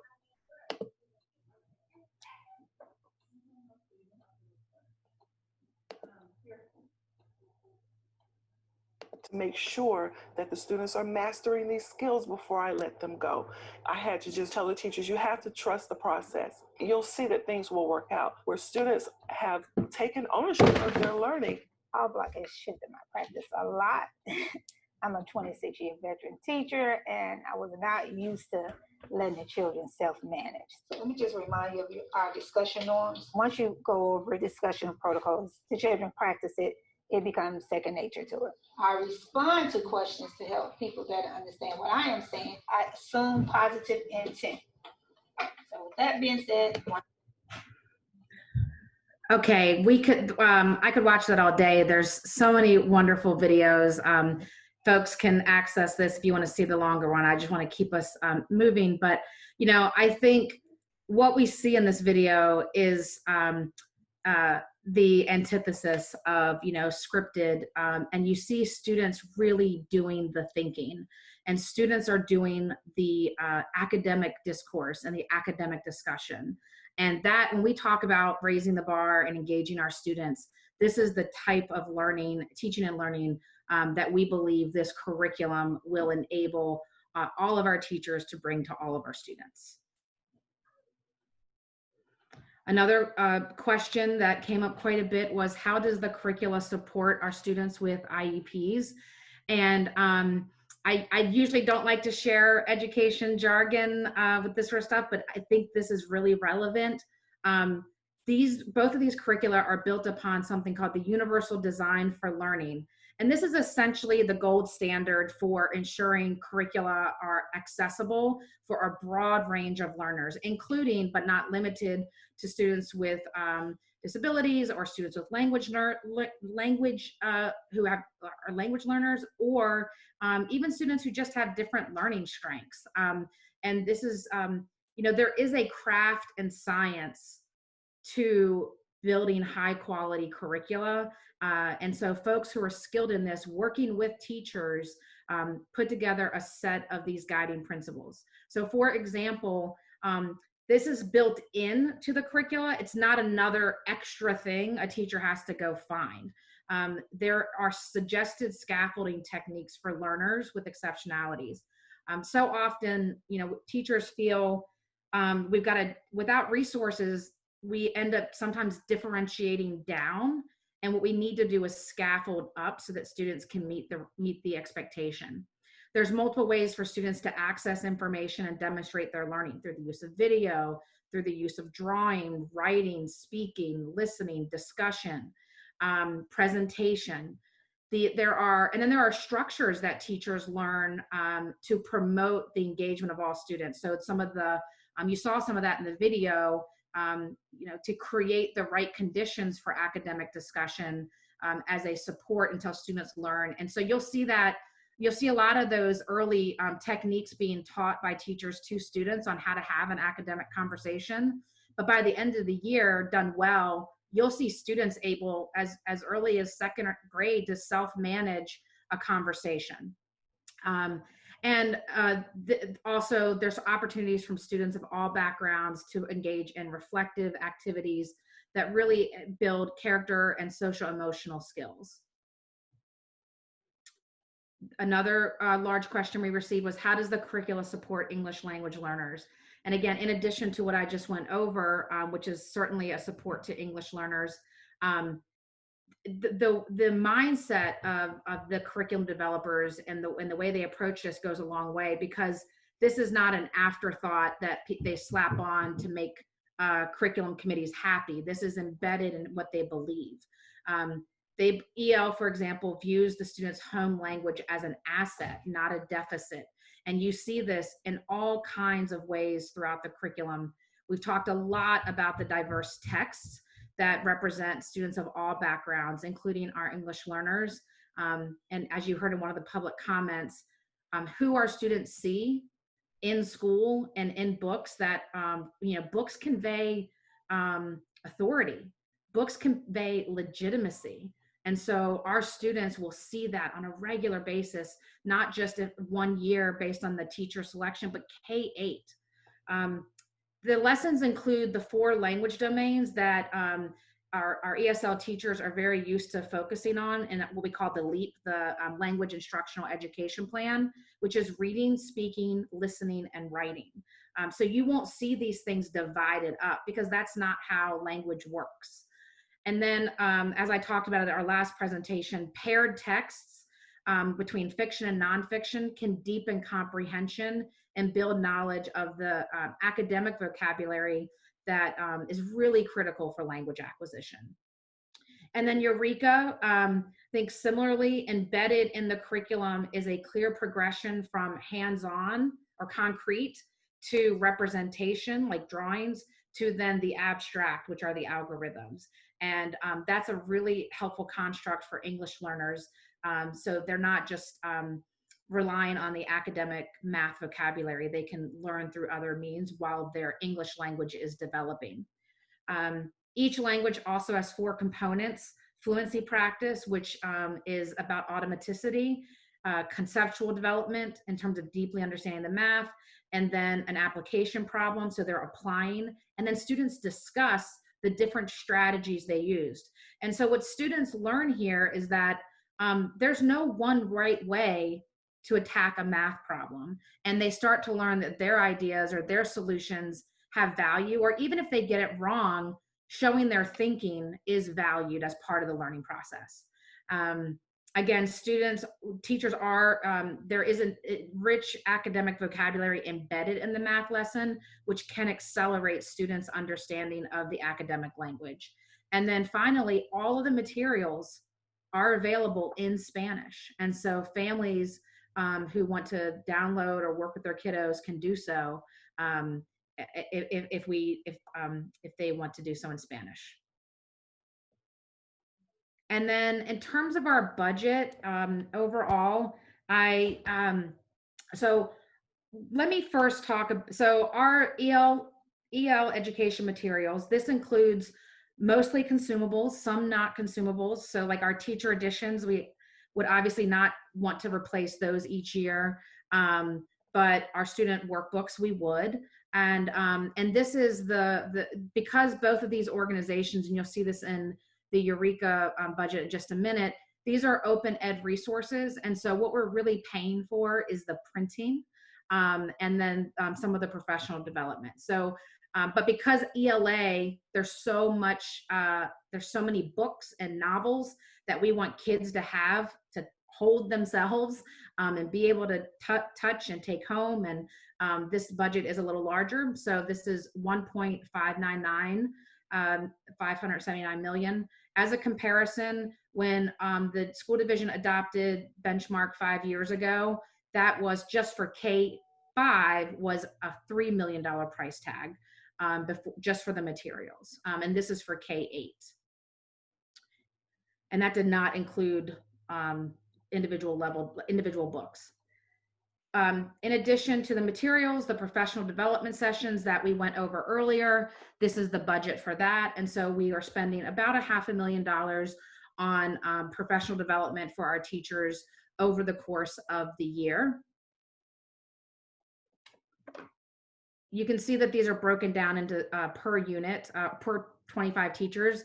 That's to control for section size, so that we have, smaller groups of teachers that can learn together rather than big giant rooms. The math materials, you can see here, because this is largely developed, we are partnering, but built into our cost is the Virginia alignment, which we're very, very grateful for. And so we have our student workbooks and student and teacher editions. And we've also budgeted some money for manipulatives. We bought a large amount of manipulatives over the past couple of years for our math teachers, but wanted to make sure that everybody has whatever they may need to implement this fully without having to buy things out of their pocket for students to have hands-on learning. And so the budget here is $651,000 for materials. And you can see our investment in professional development here. These are the sessions we'll be leading, and some of the cost differential is what we anticipate offering virtually. And we budgeted for some sessions to be in person should we be open. If not, we'll save some money there. But the total here for the year would be $243,000. This includes, because we're a number of our schools are more familiar with the math, this includes a train the trainer cohort where we will be able to select a small group of educators and teacher leaders who could participate in a year-long cohort to become future trainers for Richmond, which would help with the sustainability costs. And if this went well with math, I know that our colleagues at EL would be open to doing that for ELA as well.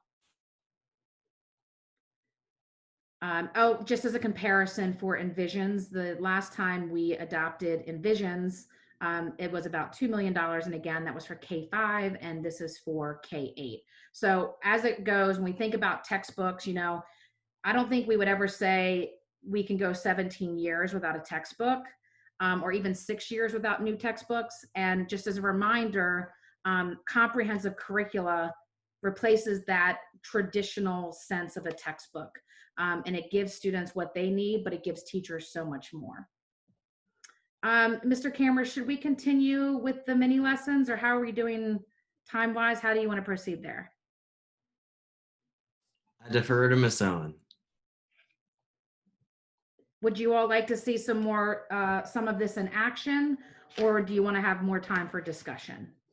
Well, I have some folks who have weighed in, and I think we'll go ahead and check in with them.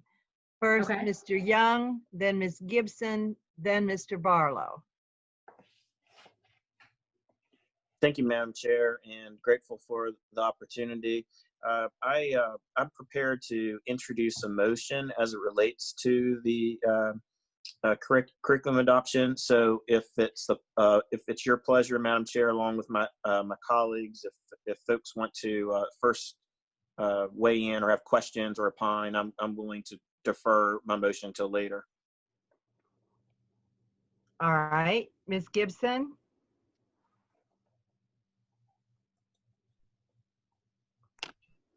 Hi there. So is it appropriate time if there's a motion on the table? I'm wondering if I should hold my comments until we have a motion and then a discussion. I think that would be good.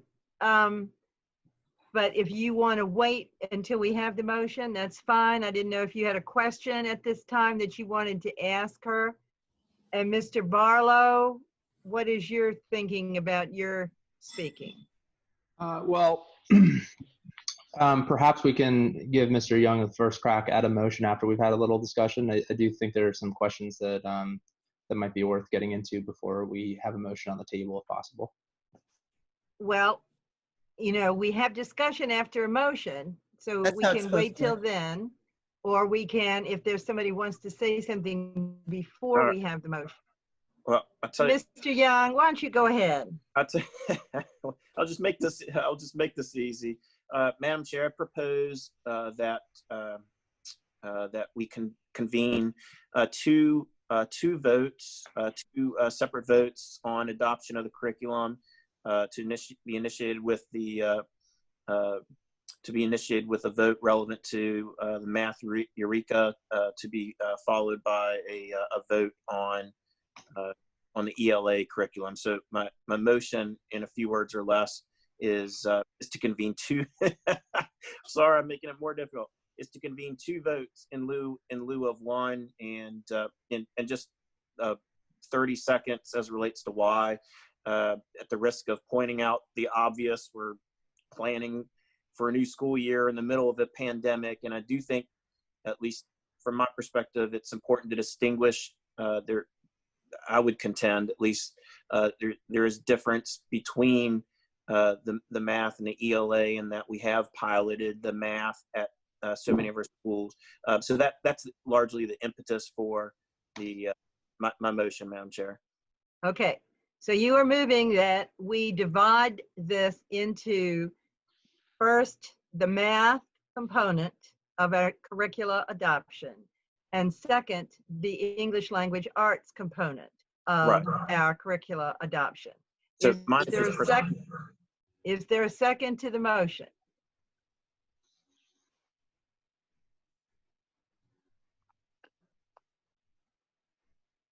I'm looking. Well, I'll second. all right. Mr. Barlow has seconded. So now the discussion is about splitting the two. Okay, so Mr. Young, do you want to add anything there? And then Ms. Gibson, you want to speak in regards to splitting, or you want to wait till we talk about the actual curriculum? Just from I'm not a parliamentarian by any measure, but to me it seems appropriate that if the motion on the table would be the motion to adopt the math curriculum. This seems like we're having a conversation for the sake of having the conversation. So, my comments are specific to both of the curriculums, but if that's the intention, I would suggest let's keep it going and put the motion on the table to adopt that curriculum. Okay, so is that what we are doing is not to split, but to adopt the math curriculum? I thought we were just voting on whether we wanted to have it as two conversations. Ms. Lilly? At this point, there's a motion on the floor.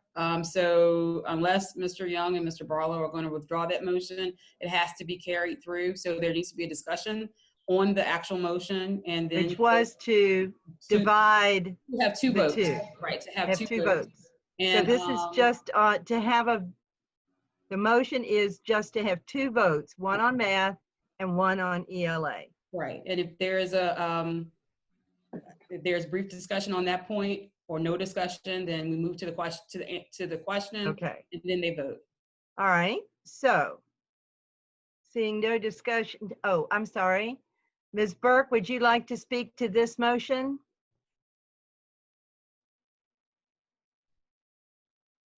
Yes, ma'am. Yes, Madam Chair. I'm sorry, I was on mute. Yes, I would. Thank you. Can you hear me okay? Yes. All right. Reflecting back on what Dr. Epps stated, and I did participate in one of the workshops that she had as well for teachers and administrators. It was excellent. It was over a couple of hundred teachers participated in this. I learned a lot as well, and I thought it was a robust conversation. The questions from the teachers were excellent. And I also heard that tonight from those persons, the majority of the persons favorably. As Dr. Epps stated, the heart of what we're doing is teaching and learning. That's why we exist. Yes, we're experiencing the COVID-19. We're experiencing ongoing systemic racism, poverty, equity. However, it is our job to keep the main thing, as Dr. Joyner, retired Richmond Public Schools principal, used to say. And the main thing is making sure that we provide a sound foundation, educational foundation for every child. We can't wait. We can't continue to put off. We're already years behind. Yes, times are rough. Doesn't mean it's going to get better today or tomorrow. But I can rest better knowing that we have done all that we're supposed to do for our children. And that is the teaching and learning process. That is to provide a rigorous curriculum. That is to provide a diverse opportunities with literature. Just looking at the ELA program, every nationality was represented from the program that I had an opportunity to be a part of. So it was refreshing to hear from so many teachers that are willing to take that chance, because we have to be risk takers. When we get back into session, face-to-face whenever. I've been through that before in Richmond Public Schools where we waited. And while we waited, all the other surrounding counties moved on. And we never caught up. We never caught up. So continue with the discussion. I'm in favor of every child having the opportunity and every teacher to have the professional development, and every principal to have the professional development necessary, to have the active learning activities for our students, hands-on. And it's not about me. It's about the main thing, and that is the teaching and learning process. Thank you, Madam Chair. Okay. All right, if there's any further discussion, let us vote. Without further discussion, let us vote on dividing this curricula, just vote into two, one for the math and one for the English language arts. Okay? Madam Chair, I have a question. Okay, I don't see you in the chat. I put my question in. I don't know why it's not showing. Okay. Go ahead. I don't know. I am. So my question is,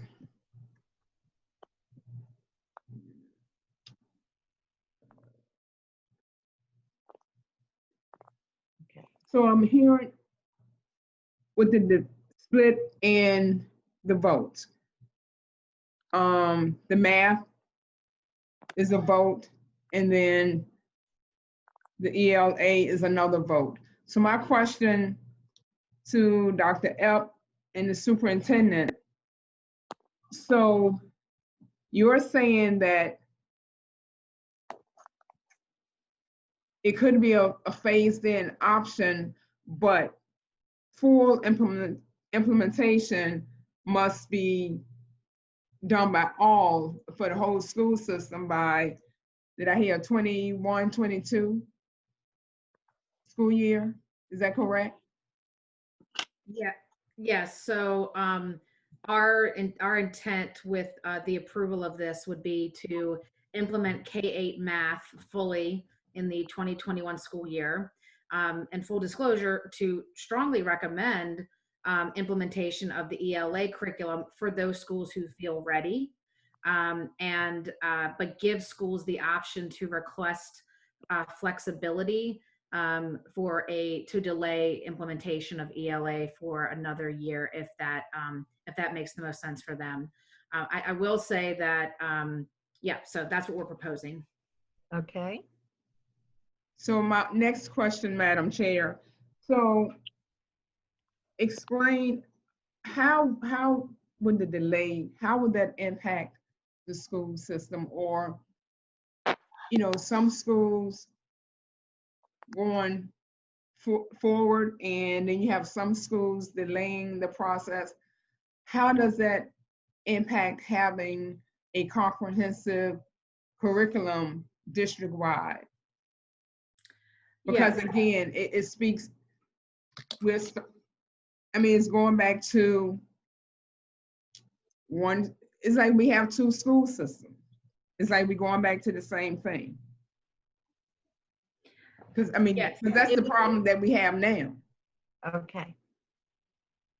So pertinent to the vote on whether or not to split the vote on the two curricula. Are there any other questions? This is just a vote to. Well, Madam Chair, I would like that question answered before the vote.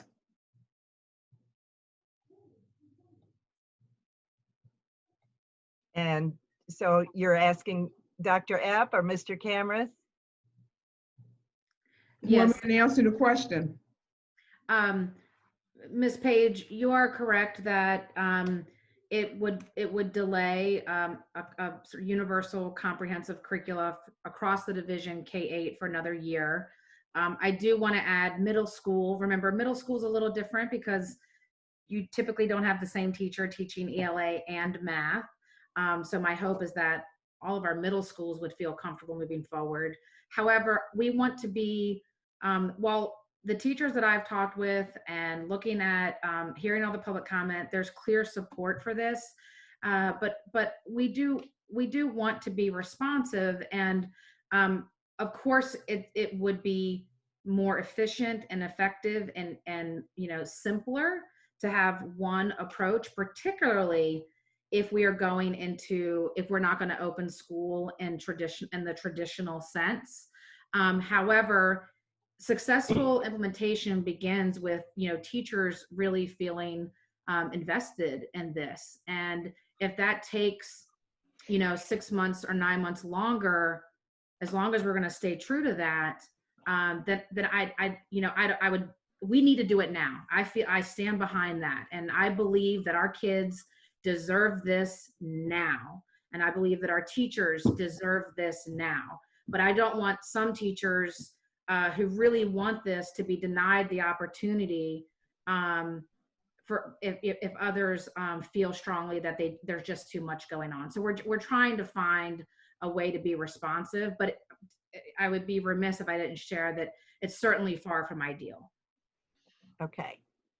So I would like now to move to the vote on the motion to divide the vote to approve the curricula into 2 votes, one for math and one for ELA. Madam Clerk. Mr. Young, All right. Mr. Barlow, Yes. Ms. Gibson, Yes. Mrs. Dorr, Yes. Dr. Sapini, Yes. Ms. Cosby. I'm sorry. This is to divide it into 2 votes? Yes. No. Mrs. Page,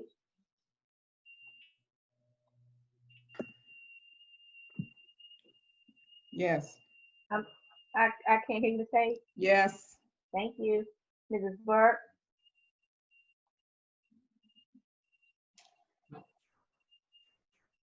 Yes.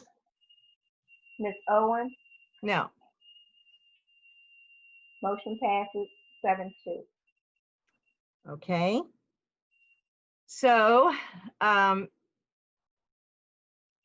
now we need a motion to adopt one.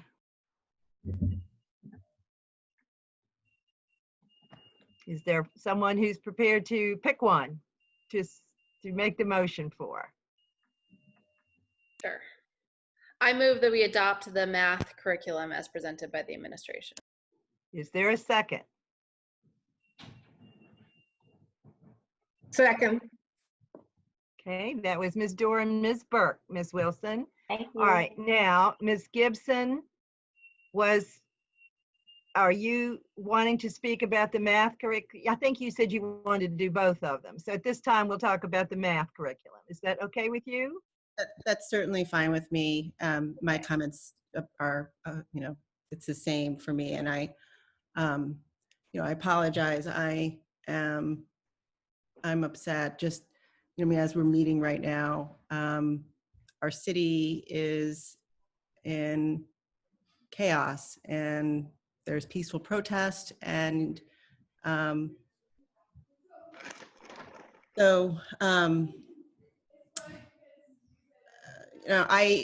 it pertains to the math curriculum and the English language curriculum, I don't support the curriculum and will not be voting in support of either.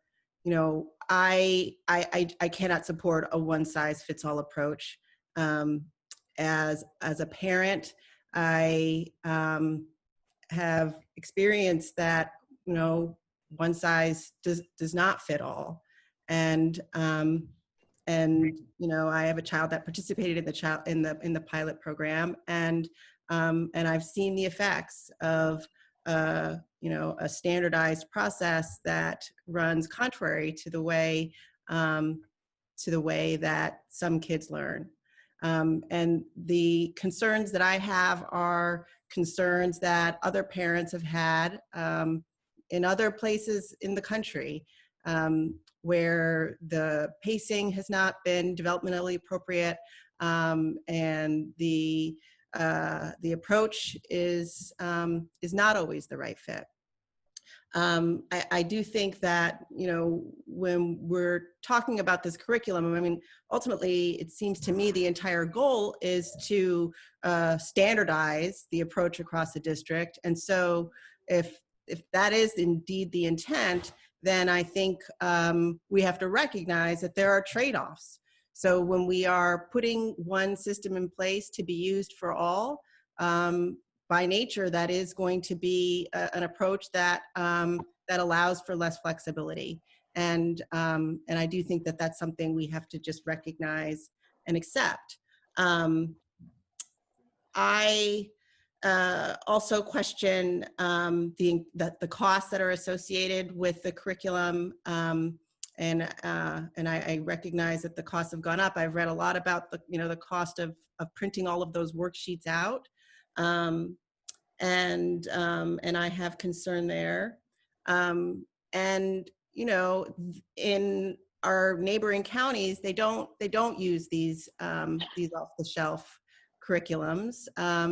Teachers are given the opportunity to find the materials that work for them, and then they work with the central office staff to have those materials approved. And I question the need for having such a large curriculum team in central office if we are moving to this off-the-shelf approach. I want to reiterate my concern about timing. One of the issues that we've talked about as a district with the pilot programs in specific was the implementation. And given the circumstances that we are now faced with, you know, the ability to implement is still very much a concern. I am concerned about teacher retention. You know, there are many teachers that have expressed concern about the curriculum, and this will most definitely kind of change the way they are in the classroom in a very significant way. And so my ask is that we consider allowing individual teachers to be able to decide whether they'd like to opt into this curriculum or not, particularly in the first year. And lastly, you know, I would like to commend those teachers that spoke and expressed their concerns. Yeah. About this curriculum. I know it takes incredible courage to speak against something that that central office leadership feels very strongly about. And so I am very thankful that that they had the courage to do so. Their students are incredibly lucky to have teachers that are willing to put their neck out. And you know, I appreciate the discussion as a whole, but yes, I have incredible concerns about moving forward with this at this time.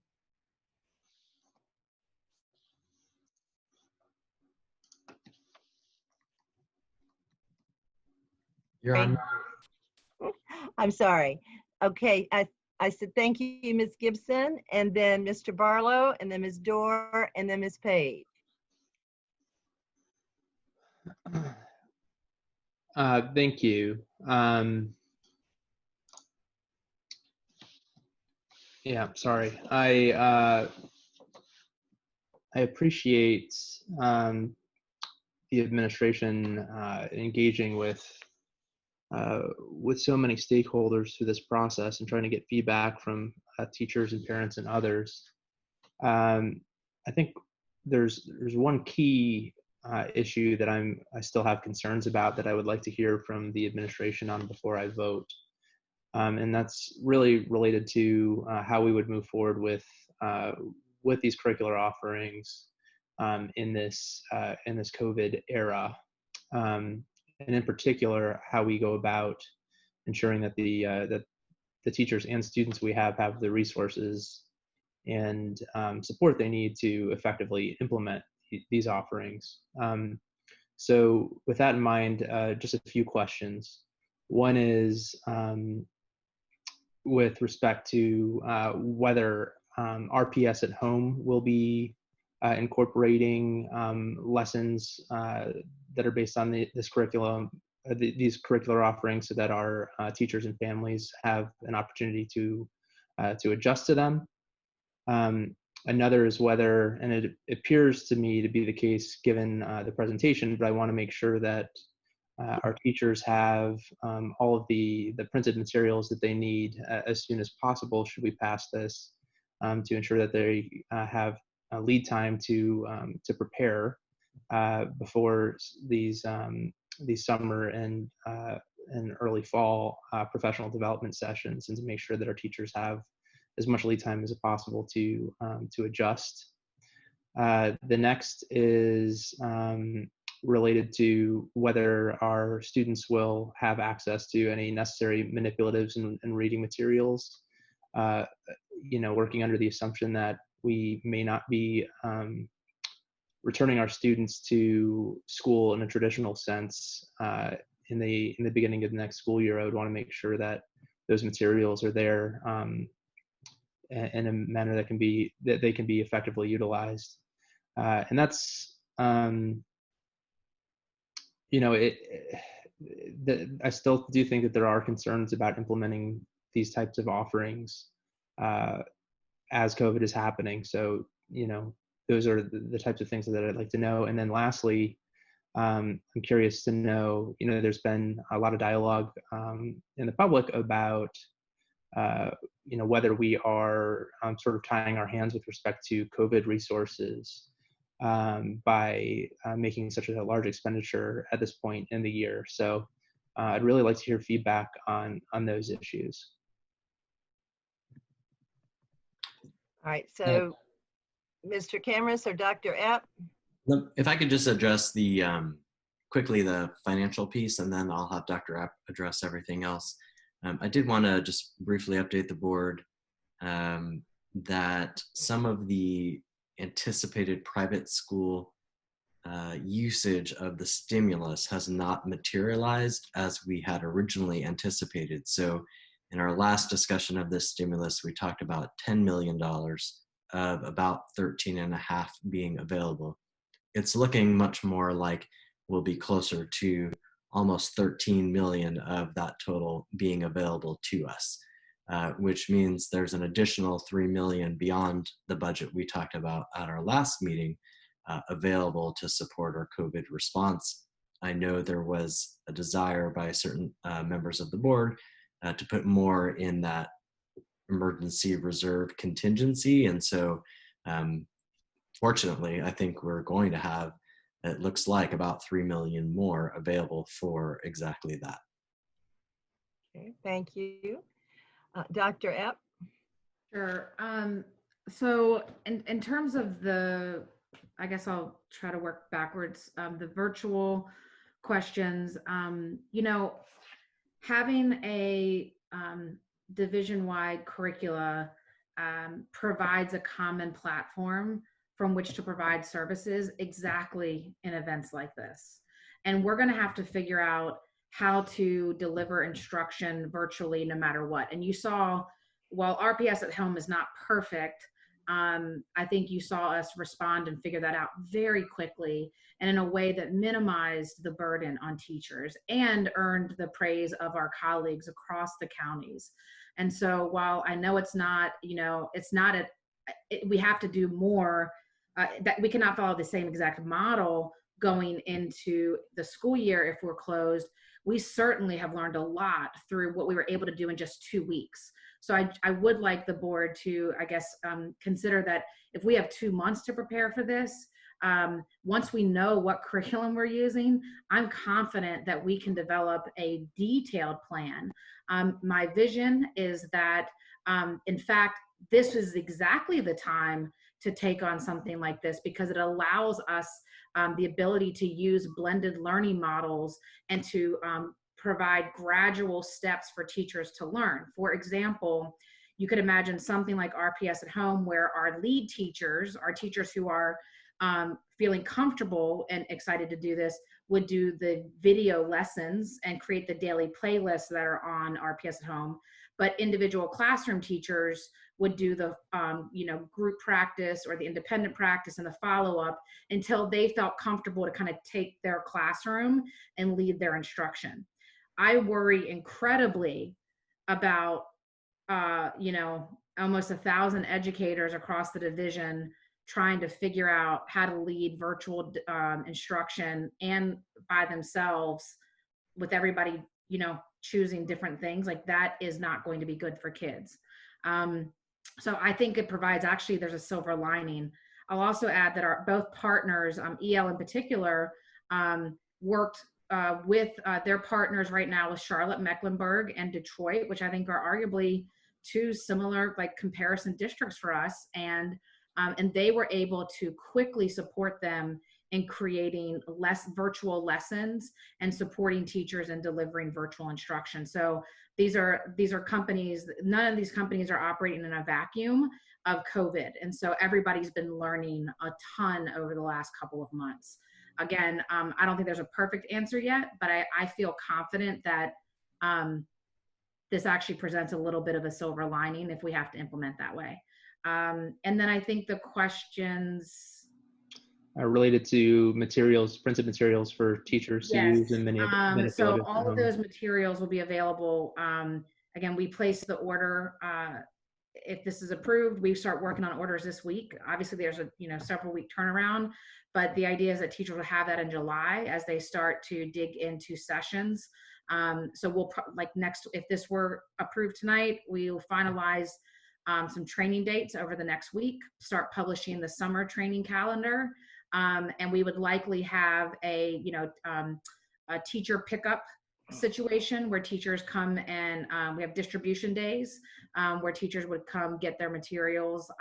For students, if we had to go virtual, we also have already been thinking about learning boxes and creating, with the novels and the manipulatives and the workbooks, whiteboards. I've asked teachers have begun creating a list of other learning materials that they would want in these learning boxes.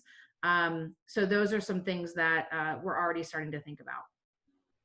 Okay, and then I'm sorry, Madam Chair, one last thing and I'll get out of your hair. With respect to the professional development days this summer, are those already factored into teacher contracts? Will those replace later professional development days? How does that work into? So those are they're offered to accommodate different learning preferences. Some teachers want to dig in now. Some teachers want to wait. So we will offer them both during the summer and during pre-service. So during the summer, teachers, obviously, no matter when they do it, they get continuing ed credit.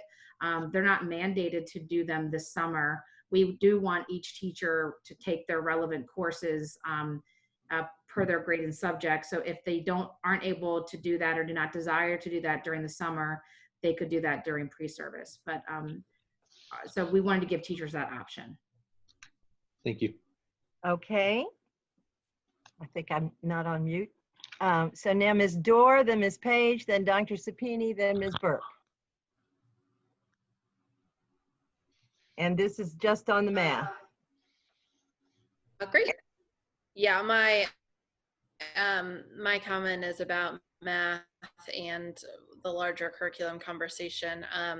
I just wanted to explain why I made this motion and why I plan to support the curriculum. I've learned a lot. Thank you to the administration and to the sessions, et cetera. And it's really helped me understand the important role of curriculum, and I have evolved my thinking on this. One, for the following reasons. One, I've learned more about the role of curriculum and how it is used as a tool to customize for teachers. Two, it is horrifying to me that we haven't had a unified standard textbook or curriculum in 17 years at middle schools. It's my understanding that best practice is to update curriculum every 5 to 7 years.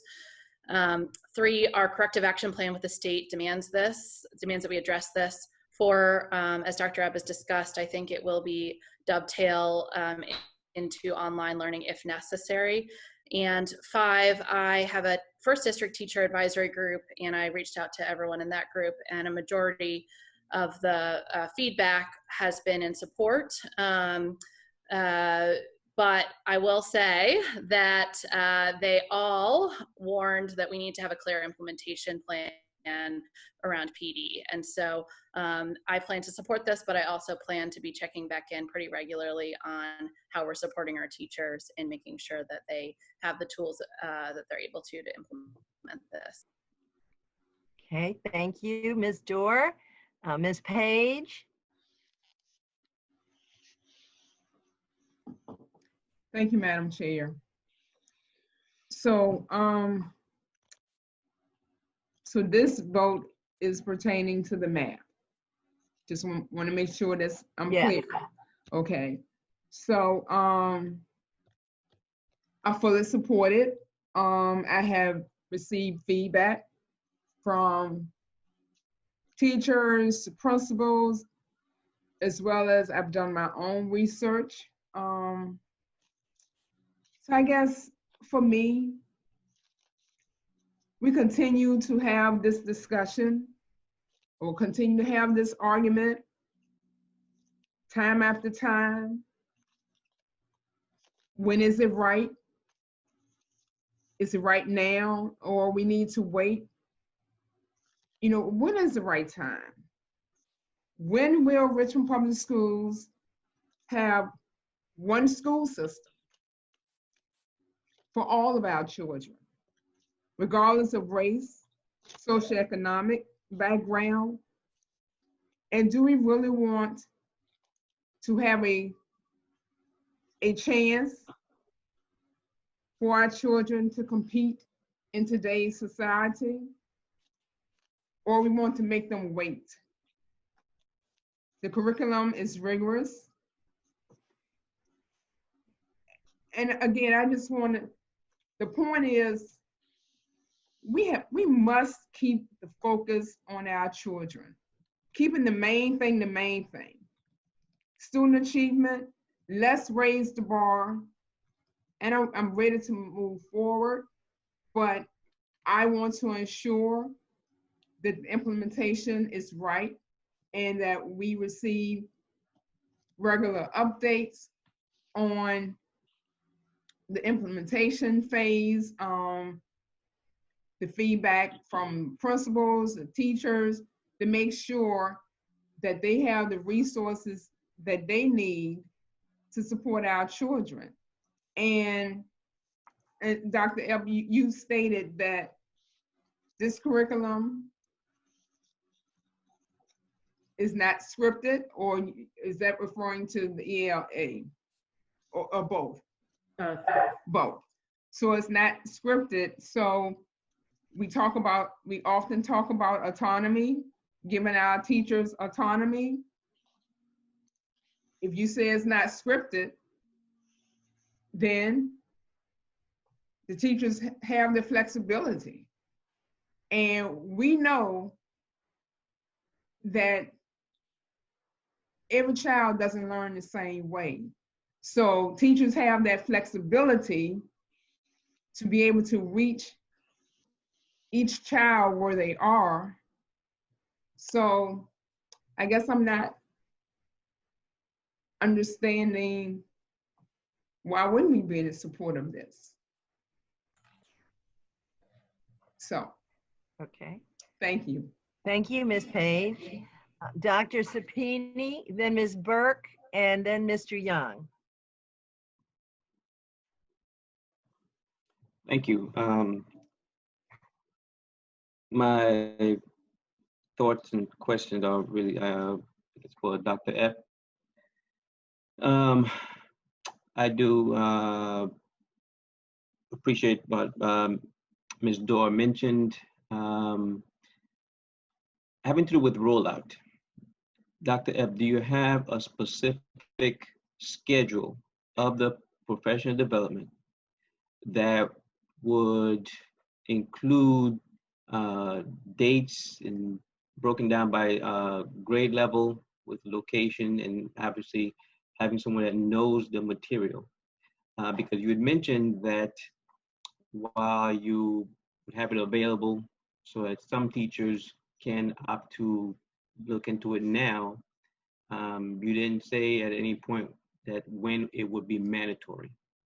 I think it's very important that at some point on your schedule that there is some time frame for a mandatory training, because when things are not mandatory, you only get but so much participation, and as a result, the feedback may not be what you expect. Perfect example is the survey, which I had issues with because I would have thought and expected that it would have been mandatory for every staff member to participate in that, just so we can get a more accurate feedback. So really about implementation, and of course, in this time right now, would it be ready for remote implementation, remote professional development, and remote learning with the students? Knowing that there are still some students that do not have devices, that are having issues with devices, being able to check back and check in with the students and parents and the teachers to make sure that everyone is included and everyone is getting what they deserve. Because yes, our students do deserve this, but there's no sense in deserving it if it's not going to be implemented correctly. Absolutely, Dr. Sapini. I couldn't agree more. So on the specific calendar, we have the list. The list that I went over are the sessions. We would be working this week to lock in dates upon approval. We certainly couldn't lock in dates with the providers without the approval yet. So that is, my team stands ready to hit go with an approval tonight. And so by next week, we would publish the specific dates of the sessions that I went over earlier in the training and in the PowerPoint. And I certainly, when teachers see, we have much more detailed session descriptions and things like that we've gone over with teachers, and can certainly share that.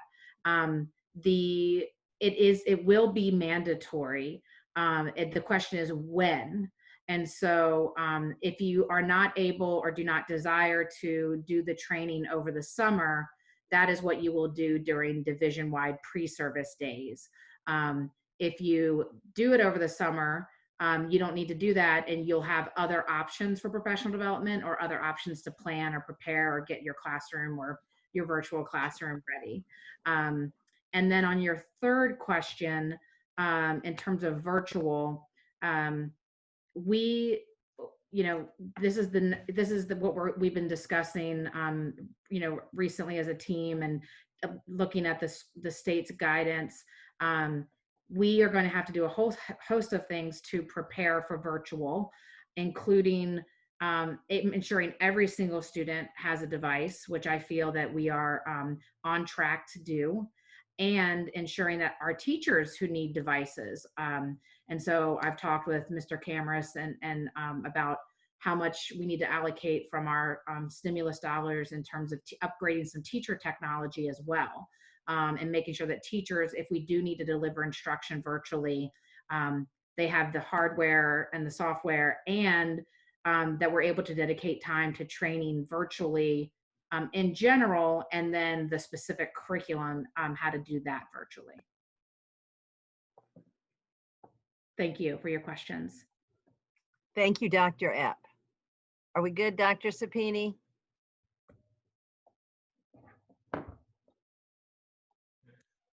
Yes. Young, and then Mr. Barlow. Thank you, Madam Chair. I initially had a lot to say on this subject, but Ms. Burke, before you. Yeah, Oh, I'm sorry. thank you. I'll defer to Mr. Young. No, okay. I can speak after Mr. Young. He's done that for me. I'm good with that. Go ahead, Jonathan. So sweet. Well, I'll be brief. Initially, had a lot to say, but others have said it a lot more artfully than I could. Particularly, Kenya, I think, articulated so many of my concerns and or reservations. I regularly perhaps belabor so many of the points that she addressed. I did, however, at the risk of revisiting what we did an hour ago, request that we separate these votes, because I do think it's important to distinguish in this unprecedented time unprecedented time for us, i.e. COVID and the pandemic. I did want to distinguish that we are talking partly about two different curricula, and what I mean by that is the Eureka Math has been piloted, and one of the schools that piloted that curriculum was at Westover Hills Elementary, and very familiar with the extraordinary success there, exceptional year-over-year gains relevant to math, and though, to be transparent and full disclosure, I cannot attribute all to the curriculum. I attribute a lot of that to our amazing our principal, Allison Okubi, and her terrific staff, and all of her kids and families. It would be rather short-sighted to not acknowledge that the curricula did play a big part in that. So with that, I will share that I am going to vote for this math curriculum because I am so familiar with what was done at Westover Hills, and because it was piloted at our schools. This does not constitute across the district a brand new initiative. Thank you, Madam Chair. Okay, Ms. Burke, and then Mr. Barlow, Ms. Cosby, and then Dr. Sapini wants one more crack at it. Okay. Thank you, Madam Chair. I have one question, and well, really two questions and two comments, if I may. Number one, in regards, thinking about what Dr. Sapini just stated, the recertification, professional development, I'd like to know from Dr. Epp, those teachers that are enrolled this summer for professional development, will they get recertification points? Absolutely.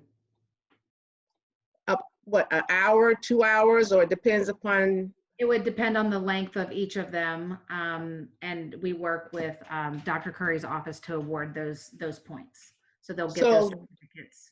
I'm sorry. So during the summer would be an opportunity for, let's say we pass, we haven't decided what we're going to pass yet. So let's say we pass, excuse me, math, and then the language to be staggered, which I really don't like, but I can live with it. Let's say we stagger the language arts. So this summer, it looked like it would just be math only, or it would be for math and reading. How would that work? Or have you figured that out, since we haven't voted yet? Yes, ma'am. So we've mapped out plans with placeholder dates for both. Okay. And again, I based on what I've heard from teachers and schools and what folks desire, you know,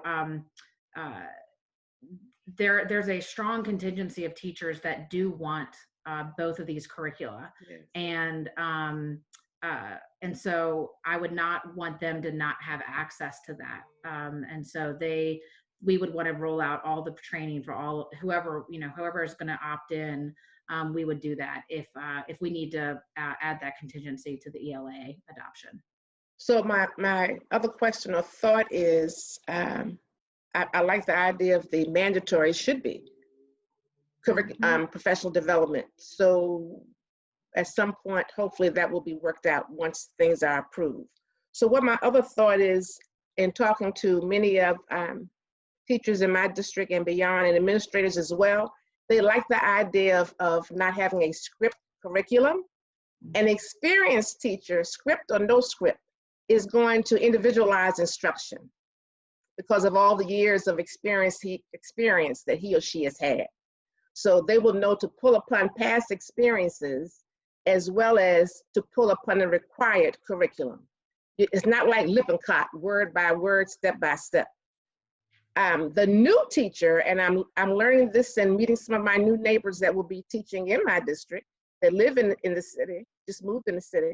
They're excited. Of course, they're a little nervous, but they're also excited about having some means of go-to. When they're talking to other teachers about going to Pinterest, that just breaks my heart. We're educators. We deserve better. So I have faith.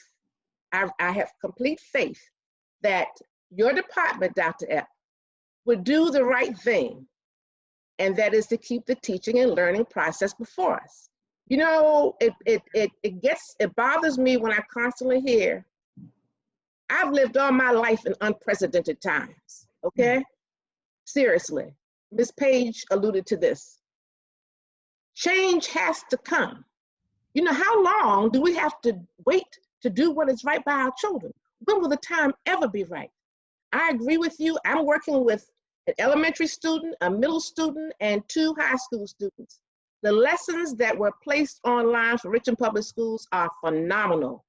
We even have a PE curriculum. I was surprised. Stretch your arms, go outside.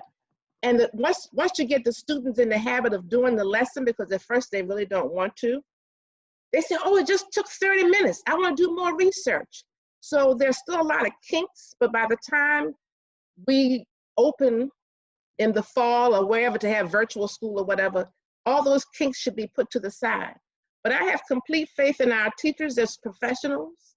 I have complete faith in our administrators to guide that process. And as already stated, professional development is the key. But no excuses. How long? How long? No excuses. We have to do what we have to do. The main thing is the main thing, and that is the teaching and learning process. Stop holding my children behind it they can't do, because they can. Thank you. Thank you, Ms. Burke. And moving now to Mr. Barlow, then Ms. Cosby, then Dr. Sapini. Thank you, Madam Chair. So the last question I have is related to how we, you know, I really appreciated Dr. Epp's points about not making our teachers feel as though they are closely following a script. And I know that we talked about this at the last meeting as well. And Dr. Epp and I have spoken about this at length in other conversations. But one thing that I do want to emphasize is making sure that that message passes through the entirety of the administration. So I don't want our teachers to in any way feel that they are going to be punished from deviating from the script, so to speak, or from taking longer with certain lessons, or incorporating their own materials, or being allowed to express themselves creatively in the classroom to better connect with their students. So that is one additional piece that I'd like to hear just a little bit more feedback on. So making sure that that message trickles through the principal directors, the principals, and to our teachers in the future. Sure. So, Go ahead, Mr. Mr. Cameras. I just want to say, as the leader of the system, that not only are these not scripted curricula, but I do not want teachers using any sort of script to teach. It's not how I taught. It's not how I want my kids taught. It's not how I want any kids taught. And the reason we wanted to show that video was to illustrate for the board and for the public, at the core of both of these curricula is a commitment to fostering the most unscripted of teaching strategies, and that is student academic discourse, which is jargon for kids talking about their learning, which cannot be scripted. In fact, it's precisely the unpredictability of it that makes it so rich for deep understanding and deep instruction, exactly what we want for our kids. So my commitment, not just to you, Mr. Barlow, to the board, to the public, is we will not be using scripts or holding folks accountable to being on page 26 on June 1st. And if you're not, you get in trouble. Absolutely not. I don't even know how you would do that. And so I want to be abundantly clear about that. I will take it as a responsibility to make sure that that message makes its way to each school, to each classroom throughout the division. Thank you. Okay. Ms. Cosby, and then Dr. Sapini, and then Ms. Page. Thank you, Madam Chair. I am just going to speak very broadly. Oh, before I do that, I do have a question. This is for Dr. Epp. I know during the last presentation, it was mentioned that there was a school readiness survey that went out, and you all were getting the results back on May 22nd, I believe. And so do you have any information to share from that school readiness survey? Yes, absolutely. So we're compiling the data and sharing it. We've been having conversations with principals. The next step is, if adopted, principals would engage with their staff on their school-based data at a high level. So first, the purpose was to gain insight into teachers' self-reporting in terms of certain skills or practices that we know are required for implementing this type of curricula or this type of teaching that Mr. Camrus just described. And it was also a chance to gather key questions and concerns that teachers had around the curricula, some of which I referenced in my presentation. For example, some of the questions we asked teachers, and they're very content specific, and can certainly provide a list of this, but for example, I am able, in general, my weekly and daily lesson plans include both formal and informal assessments to provide me easy to use data so I can provide meaningful reteaching to my students. So like 80% of teachers agreed or strongly agreed that that was something that they felt they routinely did.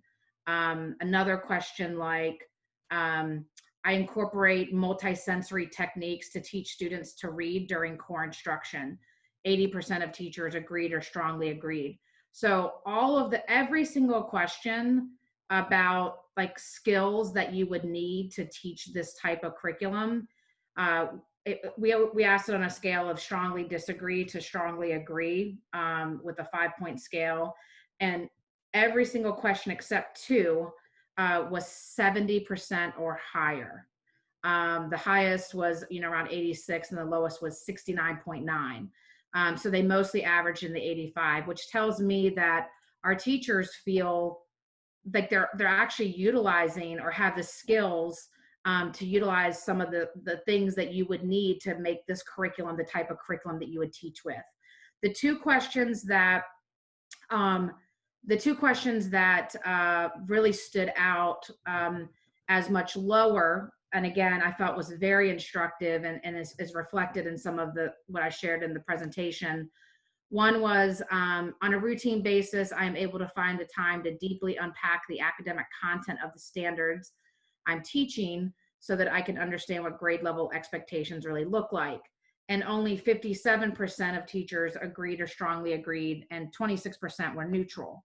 And then another one was around, in general, common planning time enables me to deeply understand the content, flow of instruction, and look at student work to ground my instructional choices. And only 47% of teachers agreed or strongly agreed. So that tells me, and this was reflected in the comments and also in the webinars we had, that teachers really we do need to reimagine our planning time. We do need to reimagine our planning time. And how many participants? We had 549 out of about, we asked, we believe we have about 735 K-8 teachers. So we had a pretty strong response rate, 73%. And I think what's so powerful here is we took out all the identifying information and we're sharing the school by school information with principals so that principals can get a feel for what their staff is, experiencing. And there's a lot of narrative comments just to wade through. And it provided me a really rich understanding of what some of our questions and concerns were. Again, a lot of what you saw in the presentation tonight came from those comments. Okay, great. I would like to see the responses, if you can submit that. But I will just say that I am going to support the adoption of the curricula. I remember And I think this is for several reasons. And as I stated before, during our last meeting, I had a lot of angst about adopting something in this time when I felt that it might be overload for teachers. But after listening and reading about the curricula, I came to understand a couple of things. And then I started to reflect too. I remember being in New York years ago and teaching in an elementary school. And I remember what I taught was some of it was way different than what some of my colleagues were teaching.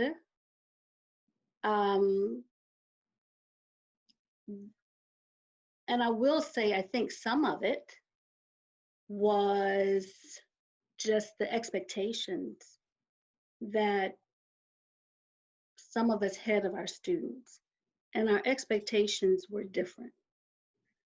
My expectation was that our students could perform and could perform at a very high level, and others felt that maybe because of where the students came from and some of their deficits, that they wouldn't be able to perform as high. And so therefore, the material that was taught and so I think having curricula that is adopted district-wide helps provide teachers with a compass, a blueprint. And in some respects, although we are very anxious about it not, being, if it's a standard, you don't have that equity or the innovation. In some respects, I do believe having curricula that is district-wide and curricula that is rigorous, it gets rid of some of the implicit biases that sometimes we may find in our classrooms. And so, so I am in support of it. I like the fact that the curricula, that it's scalable. I do like the fact that we have relevant course materials. And I like the fact that it is, you can customize it. So as my colleague, Ms. Burke said, for your more experienced teachers, it's just that blueprint. They can go off and be as innovative as possible. And for some of our newer teachers, it's something that can guide them along the way. And I think as we're in this pandemic and trying to work our way through it, one, you're right, we're gonna have to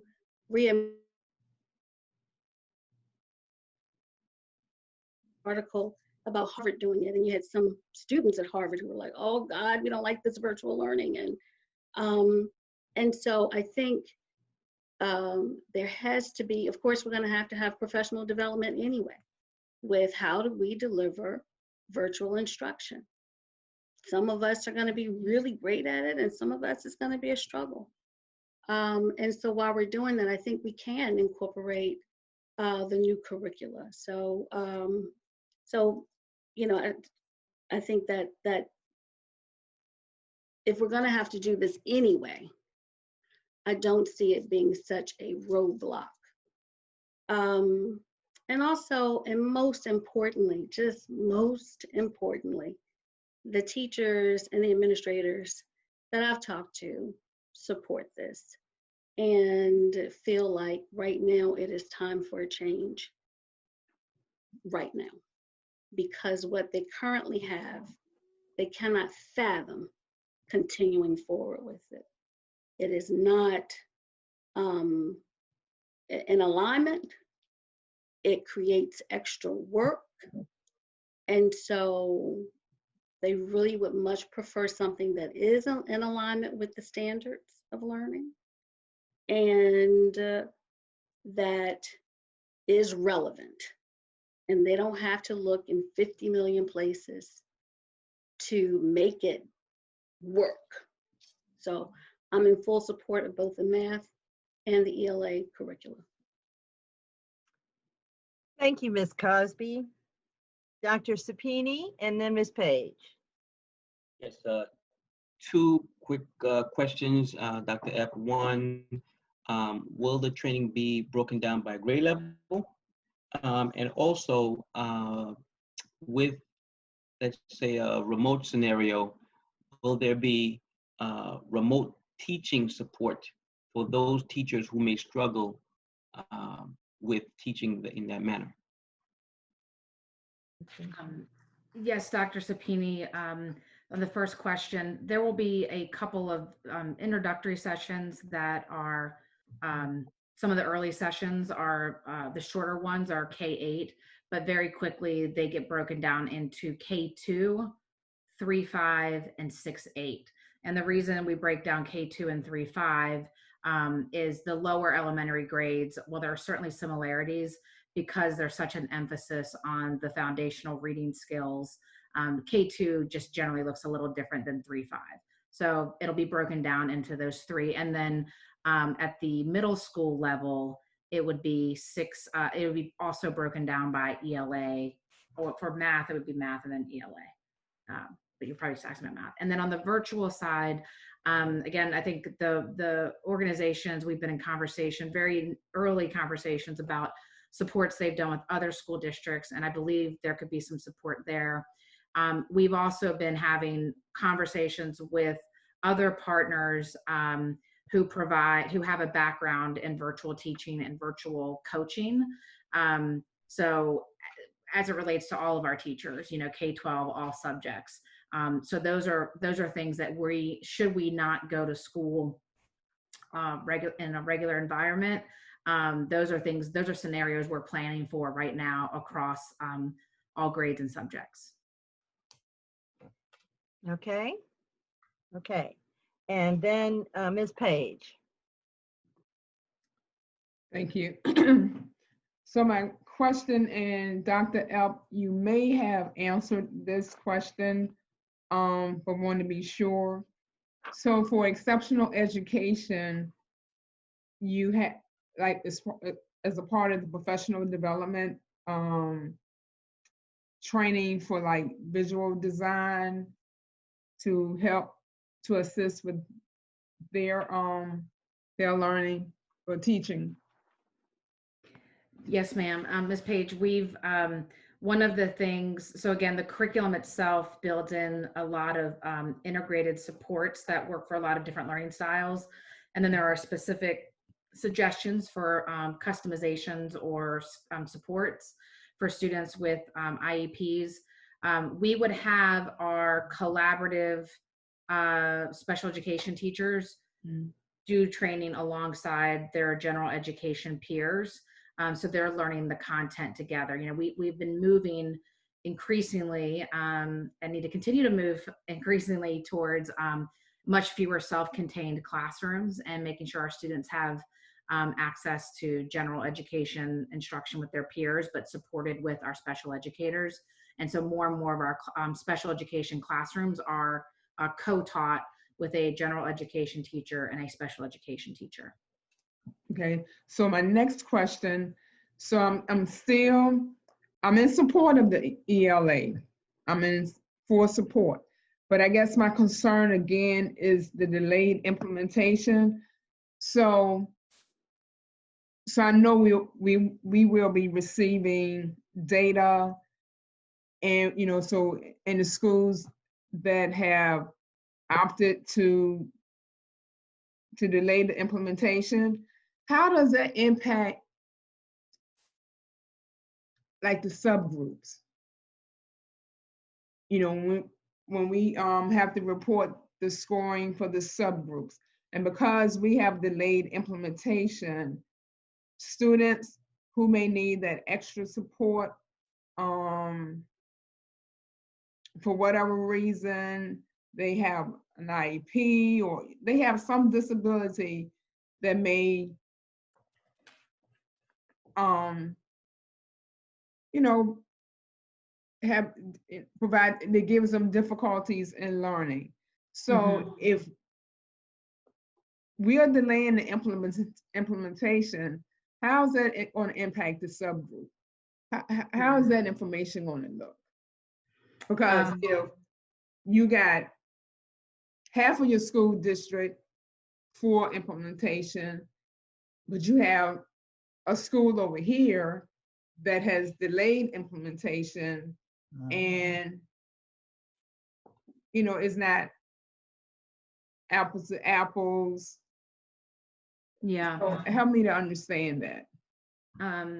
So first, again, it's certainly my preference that, because I feel that we need this and we need this now, and that's been validated by many of the comments tonight, and many of our teachers in terms of their feelings about the ELA curriculum, and even going back to our strategic planning process, we heard that loud and clear.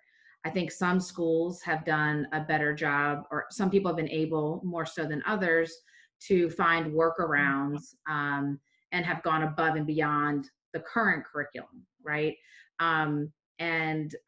So I think when I think about, I think what we're saying is we are open to considering flexibility or a request, but the default is, I want to be clear, we would certainly like schools to move forward with implementing both math and ELA.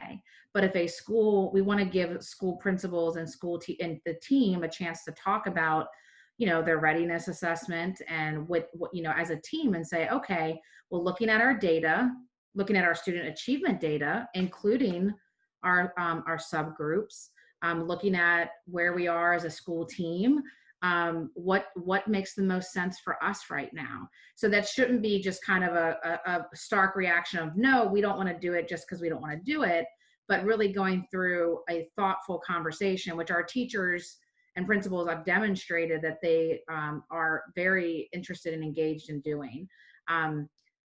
So I think part of that decision at the school level should very much be grounded in what does our student data say, and what does the student data trend say. We know what it says as a division, that 50% of our students are proficient on the baseline assessment of math and ELA, and that's a trend that's hovered in that area for some time, but there is variance across schools. So a school that has a 30% proficiency rate, I'm not sure that, I think I'd want to push them a little bit that maybe what's happening maybe isn't working. But I'd want to make sure that teachers felt engaged and part of that conversation, because I think that is going to be critical to success over the long term. So again, so this, Ms. Page, can we come back? Can we come back to that? Because right now we're just doing the math part. So when we get to the vote on the ELA, can we come back to that? I'll put you first. We can come back, but it still needs to be explained. Okay. Ms. Cosby?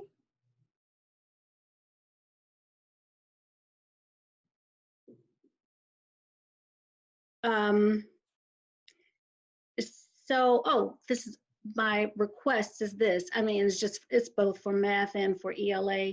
It's just for the implementation of the new curricula. So if this is approved tonight, I just wanted to request, and since there is a lot of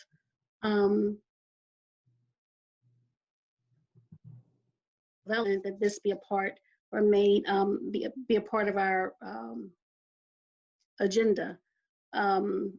That'll be an agenda item for all of our meetings going forward. Okay. That's it. Okay. All right.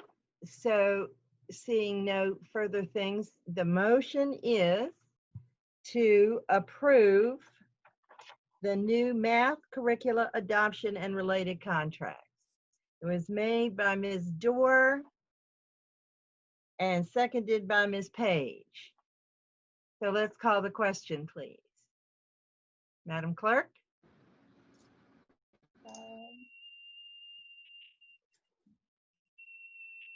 And can you repeat the motion one more time, please? I had something else that Ms. Dorr.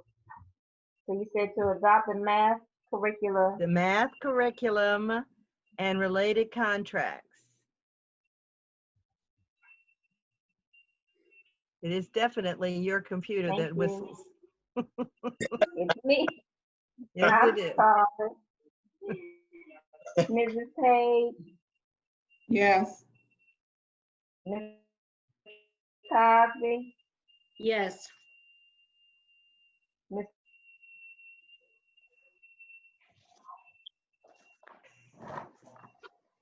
Young, All right. Dr. Sapini, Yes. Ms. Dorr, Yes. Mr. Barlow, Yes. Ms. Gibson, No. Ms. Burke, Yes. Ms. Owen. Yes. Motion passes 8-1. Okay. Do I have a motion to approve the new ELA curriculum adoption and related contracts? So move. Ms. Page moved it. Is there a second?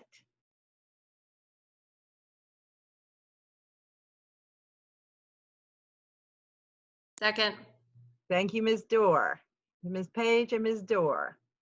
All right, so I know we've had some comments that were relevant to both math and ELA. I'm going to go back now to Ms. Page to continue her questions about specifically ELA.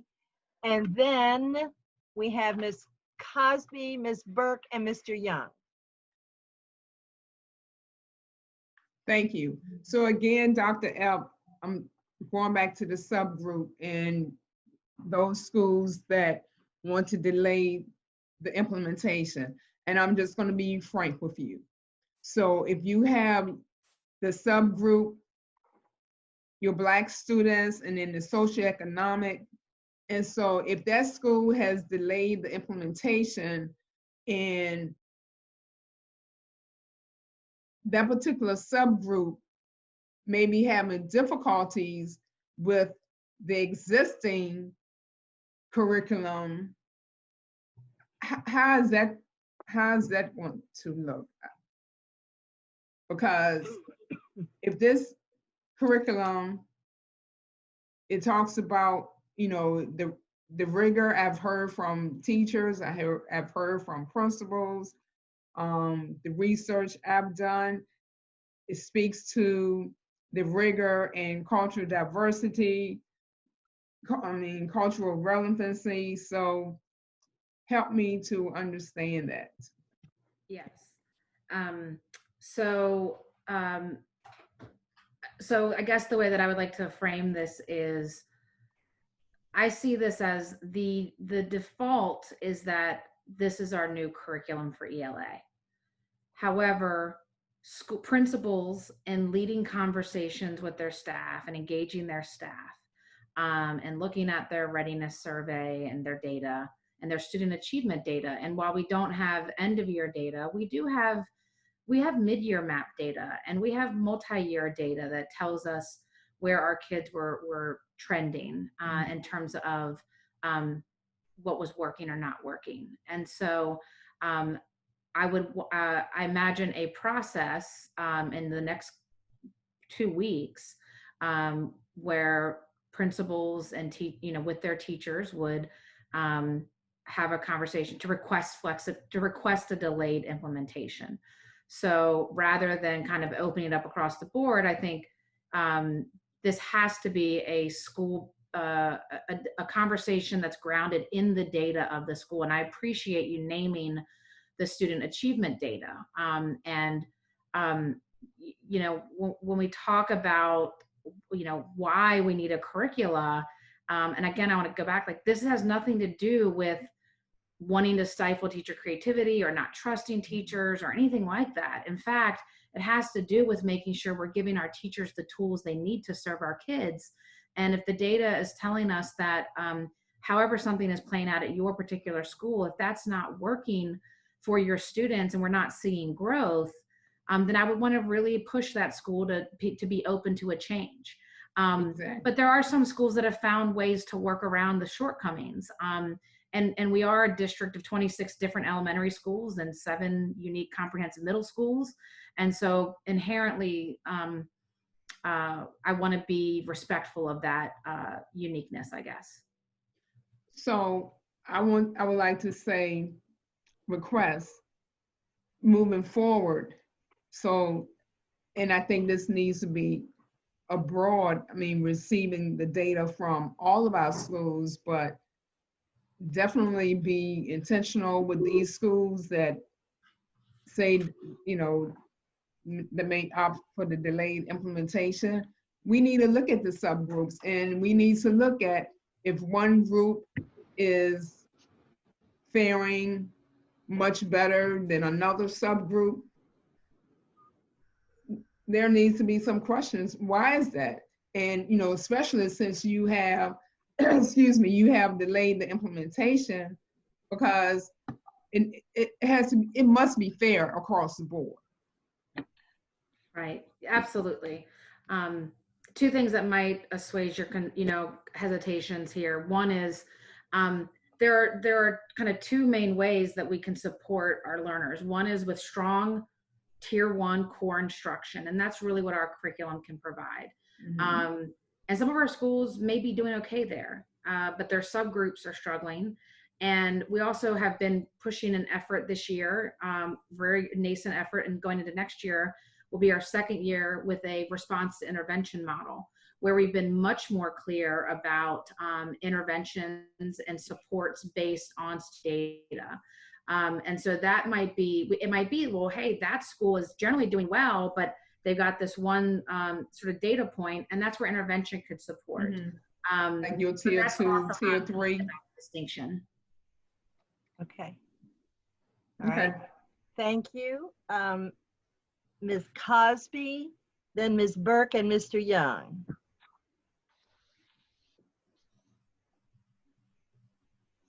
Thank you, Madam Chair. Dr. Epp, with that school, on the school readiness survey, was there a question that specifically asked, do you believe your school is ready to implement new curriculum? We asked a question, yes. So we asked, we had about 20 different questions, and one was, I believe we should adopt the curriculum. So it was worded slightly different. We had 47% strongly agree or agree, and 32% neutral, and only 20% disagree or strongly disagree. And I suspect that some people in the neutral category have probably moved further to the agree category over the last week, given the engagement we've had, and the reassurances we've made around implementation support and around really countering the narrative that this is about a script, or that this is about trying to make everything standardized. It's about trying to have a level, a common set of expectations and experiences for our students. Okay. Thank you, Ms. Cosby. Ms. Burke, then Mr. Young. Yes, Madam Chair, thank you so very much. I just have one question about the motion. I'm in full support, as you well know, of the language arts. My question is, with the motion was that was moved by Don, was just to implement a language ELA curriculum. We didn't say staggered. We didn't say into the 2021 school year or whatever. And I'm asking that for 2 reasons. So I don't know whether I'm asking to amend the motion to state that, or because we did this, did we already decide Was it already decided that we were going to stagger because of the motion that Jonathan made earlier? That's not it. Okay, so right now, we're not talking about staggering. We're talking about everybody having implementation this school year coming up. Well, let me just jump in. What I think we're saying is that we're going to adopt this curriculum. Okay. How it's implemented is not part of the motion. Okay, that'll be another motion. If that's what correct, comes Ms. up. Lilly? Yeah. Okay. Okay, This is- all right. It will be our official adopted curriculum. Okay. If If desired this is staggered, passed. that's a separate motion. Yeah. What did she say? I said if you What did- desire it to be staggered so that it's clear what your desire, you know, what the action is, then that would be a separate motion. All right, that's my question. Thank you. All right, Mr. Young?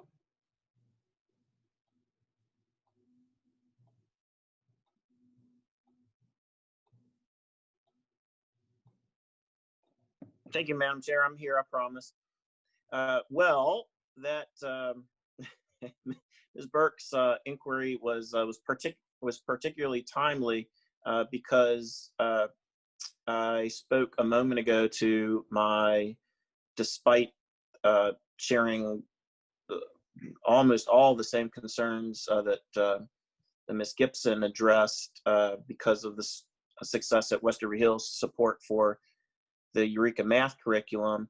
I think we're in a very different place relevant to the ELA, particularly for the reasons that have been cited, and I'm going to address COVID and the pandemic specifically. There are more reasons, but I think that's the principle.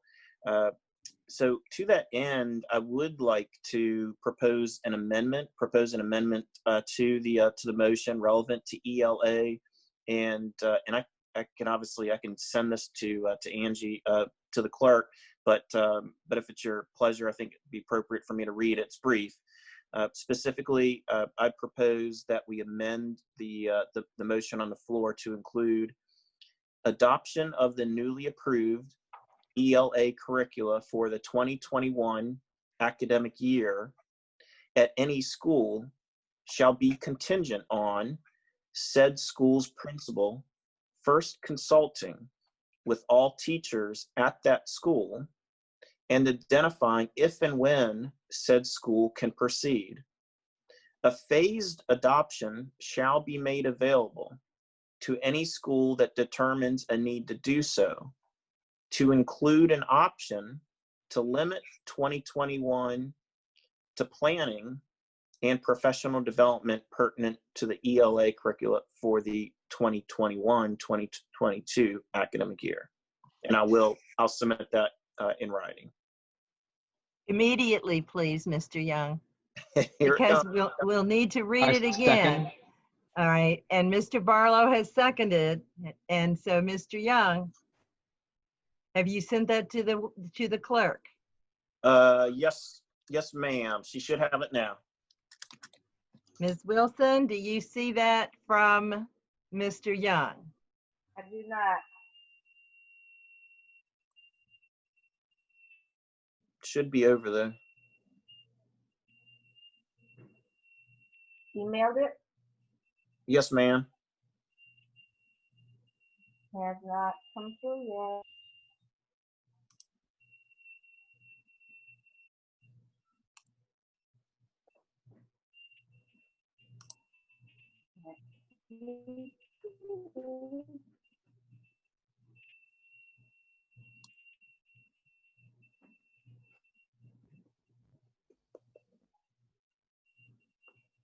All right.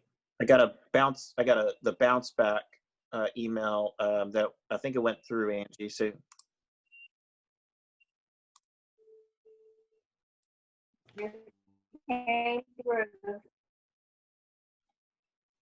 Thank you. All right. So since we're going to vote on the amendment as proposed by Mr. Young and seconded by Mr. Barlow, please read the amendment again, Ms. Wilson. is the adoption, to approve the adoption of the ELA curricula for the 2020-2021 academic year at any school shall be contingent on said school's principal first consulting with all teachers at that school and identifying if and when said school can proceed. A phased adoption shall be made available to any school that determines the need to do so, to include an option to limit 2020-2021 to planning and professional development pertinent to the EL curricula for the 2021-2022 academic year. All right. And we have Ms. Dorr, then Ms. Gibson, then Mr. Barlow, then Ms. Burke. Ms. Dorr? Thanks. Just would like to hear from the administration. It seems like this is largely what you all were already planning to do. So I just wanted to check in. Is this a deviation from your implementation plan as it stands? Or is this, if you... Correct, Ms. Dorr. This is what we were planning. This is the spirit with which we were planning to proceed. Okay. Ms. Gibson?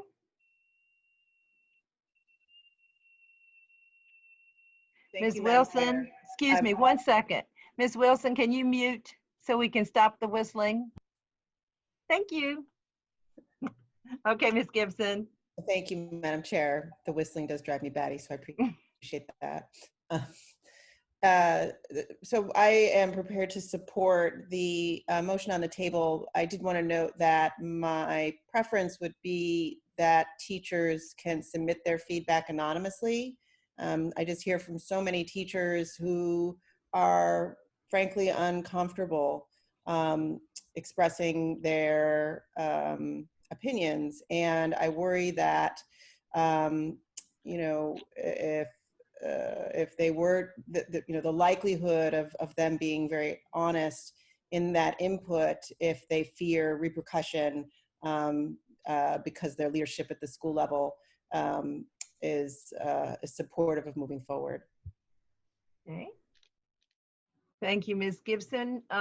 Did you want a response at this time? Sure. Okay, Dr. Epp or Mr. Cameras? I am all for, you know, we have to create environments where teachers feel comfortable. I am nervous about this board going pretty detailed in the process. This is going to be a pretty complex process to manage already amidst many things. So I just, certainly the spirit is that, and we've talked about creating a culture of learning. I think the other piece is, like if we are going to create a culture of adults learning together, and one of the things I've challenged, you know, our staff and teachers and principals to do is to like really try to use this as a reset moment. Because I don't know how we're ever going to get past this kind of tension if we don't embrace it and try to have honest dialogue. That said, you know, teachers, schools do have their individual survey data that has no identifying information. So I would want school principals to start with that data and then see if they needed to gather further data. And certainly, again, I don't feel comfortable dictating detailed process. There's lots of different ways that principals engage their staff. Mr. Cameras, I'm not sure if you'd want to weigh in there.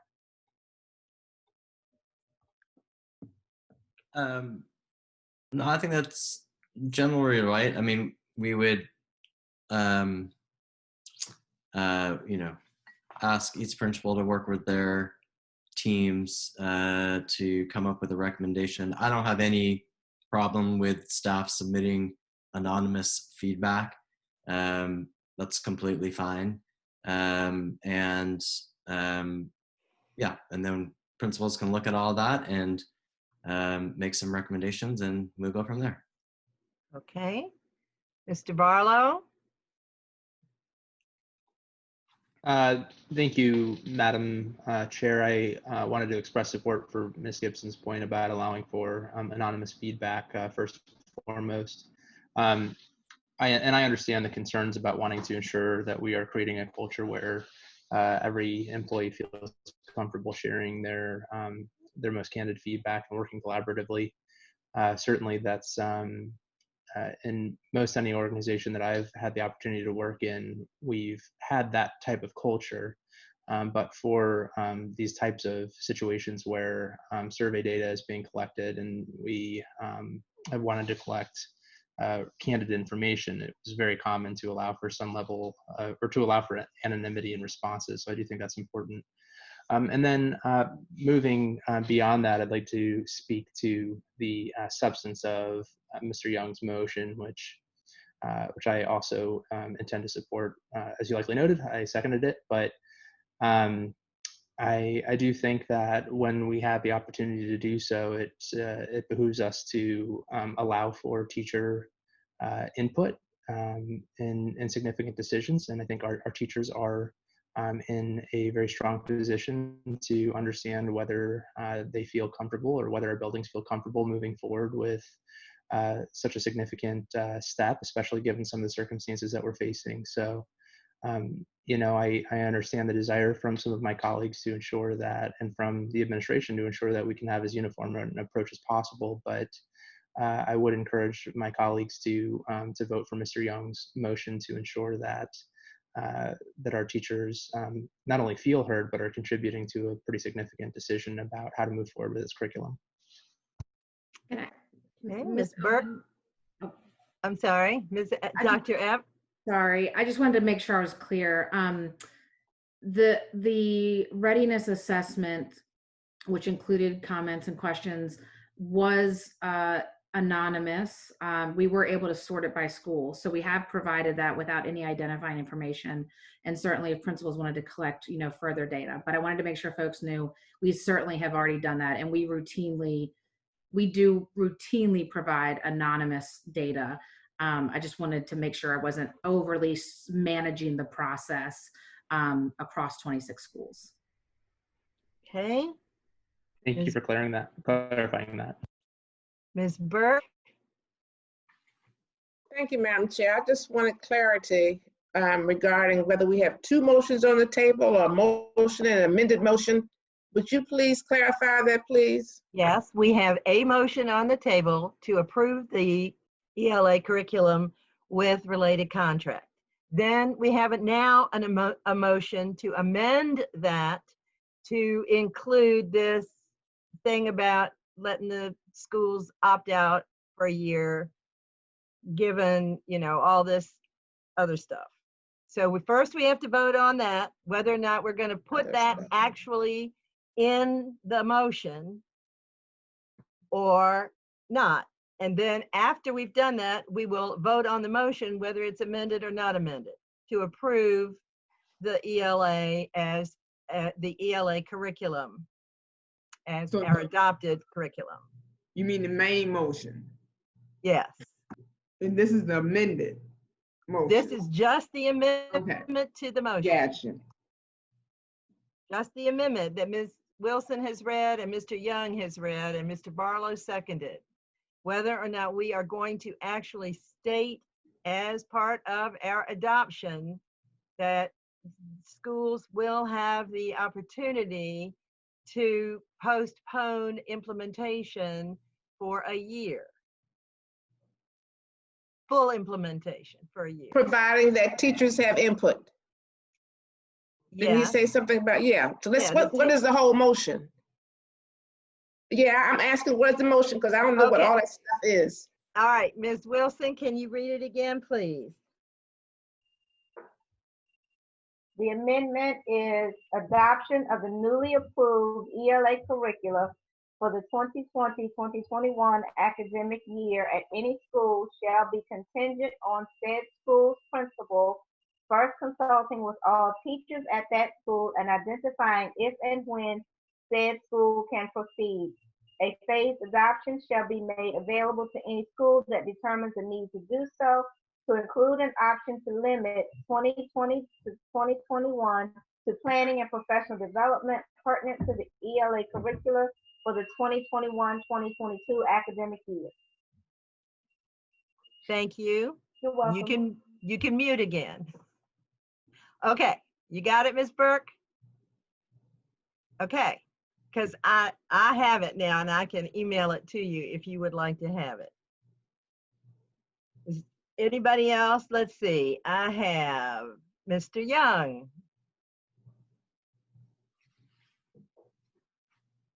Thank you, Madam Chair.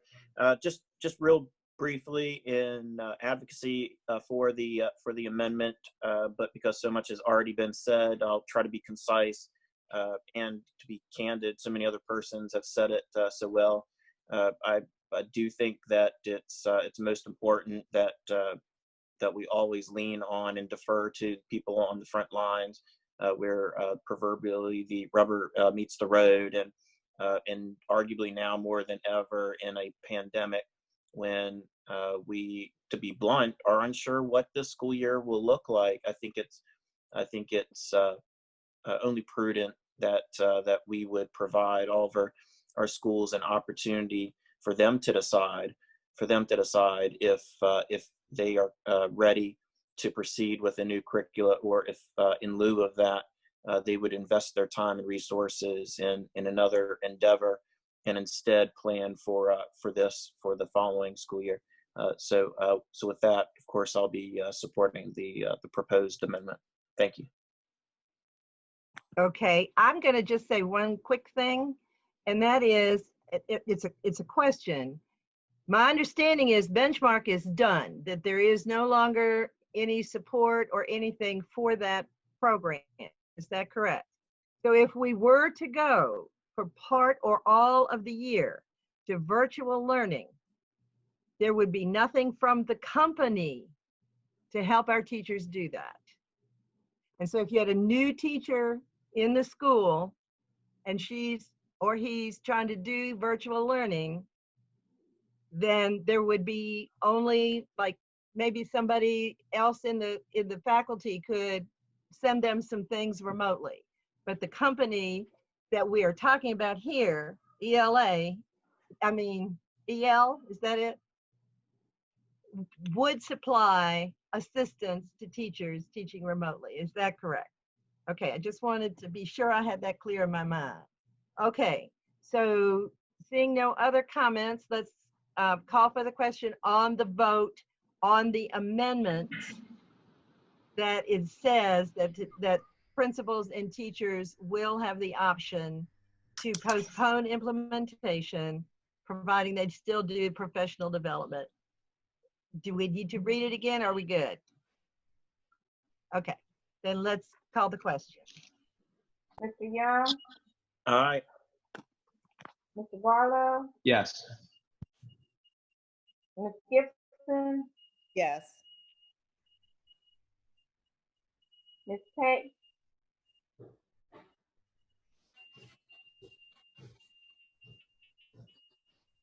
Who was that? Ms. Wilson? Page? Ms. Page? No. Ms. Page? No. Ms. Cosby? Yes. Dr. Sapini? Yes. Ms. Dorr?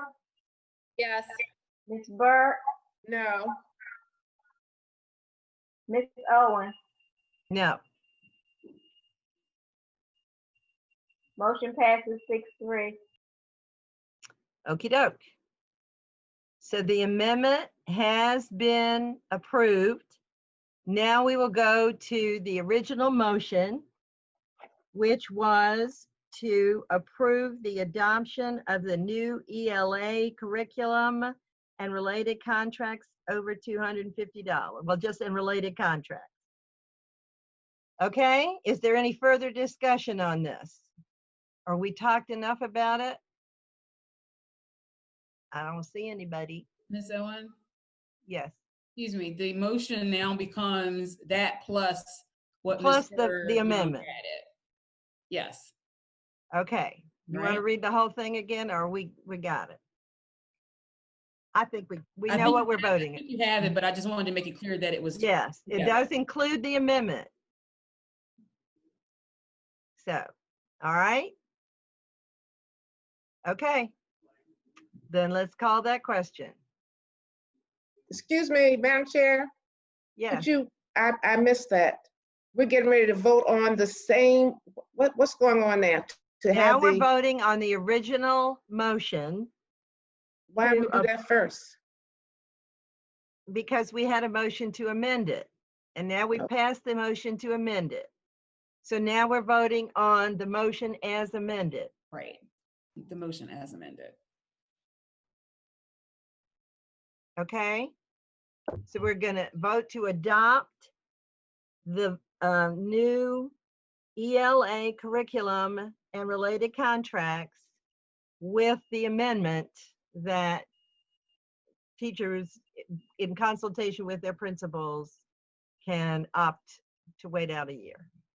That's what we're voting on. Okay? I'm sorry, Ms. Owen. Principal consultation, right? Yes. All right. Miss Gibson, sorry, Miss Wilson, go ahead and read the whole thing. The motion is to adopt the ELA curriculum and related contracts and adoption of the newly approved ELA curricula for the 2020-2021 academic year at any school shall be contingent on said school's principal first consulting with all teachers at that school and identifying if and when said school can proceed. A phased adoption shall be made available to any school that determines a need to do so, to include an option to limit 2020-2021 to planning and professional development pertinent to the ELA curricula for the 2021-2022 academic year. Okay. Everybody ready to vote?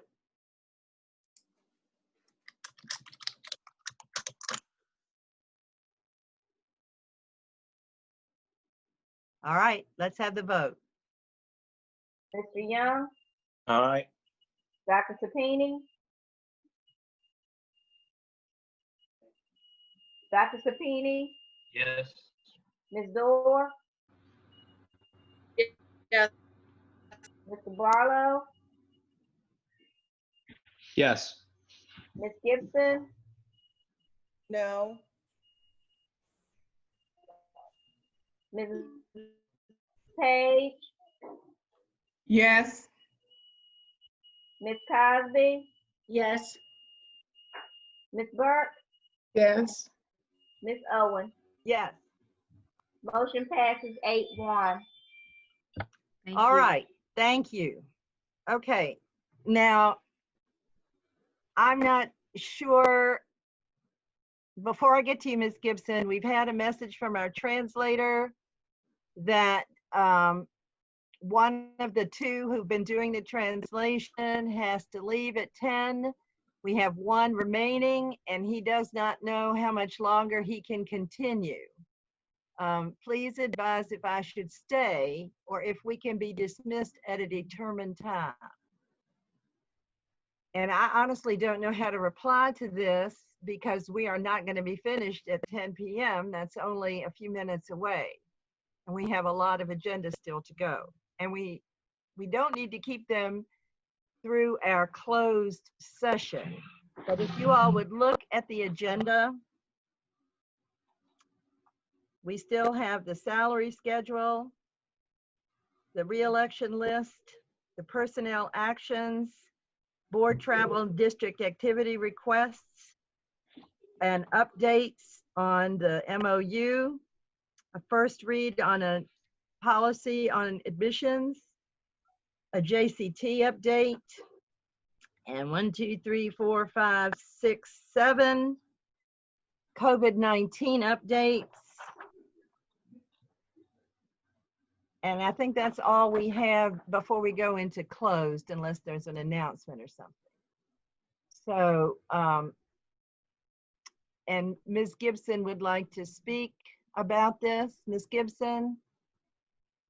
So my comment is just regarding the agenda overall. I mean, as you said, it's 10 o'clock in the evening, and it doesn't seem realistic that we're going to be able to cover all of the material that's on our agenda. So I would like to request that we look and see what items can be deferred to perhaps another meeting. I just feel uneasy when our meetings get into this late hour in terms of the public process, and certainly it would be a loss not to have our translators available through the duration of our discussion. Thank you. Well, it seems to me we must have the salary schedule and the re-election list before we can issue contracts. Is that correct, Mr. Camrus? Yes, that's correct. Those two are critical.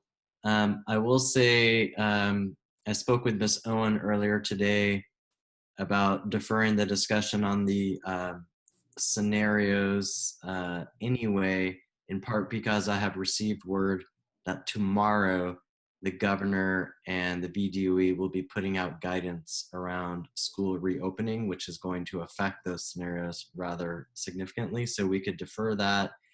And all the information in the COVID-19 update is in the presentation. I don't know that it warrants any discussion this evening. I'm glad to answer any questions that board members have thereafter. So I don't think that necessarily warrants additional time on the agenda either.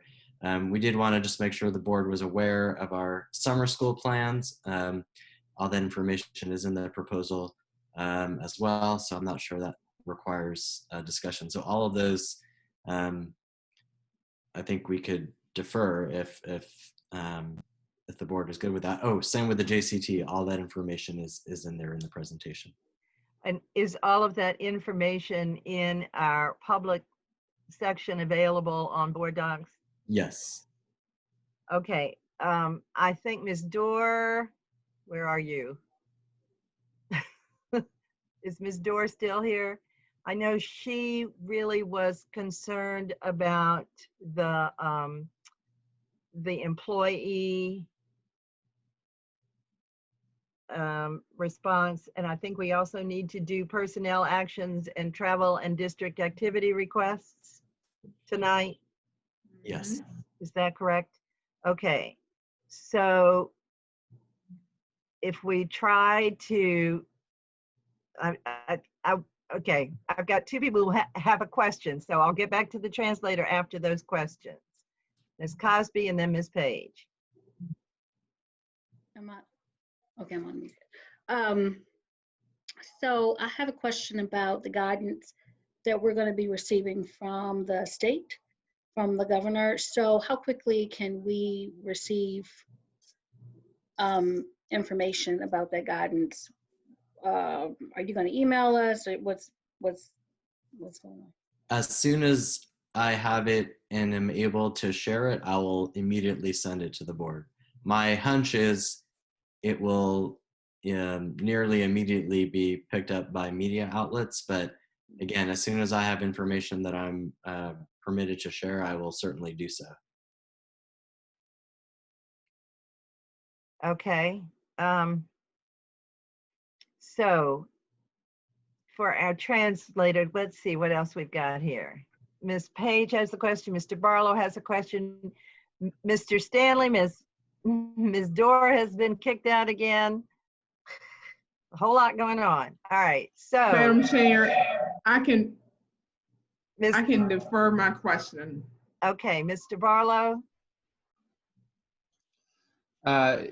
Thank you, Madam Chair. So I'd like to move that we approve the 2020-2021 salary schedule, the 2020 through 2021 re-election list, and the personnel actions. Is there a second? Second. Who was that? Was that Ms. Cosby? Ms. Dorr. Oh, Ms. Dorr is back. Okay. So that was Mr. Barlow and Ms. Dorr. Is there any discussion? Okay, wait a minute. Ms. Page, do you have discussion about these? No. Mr. Barlow, you just already spoke. Mr. Young, do you have comment about these?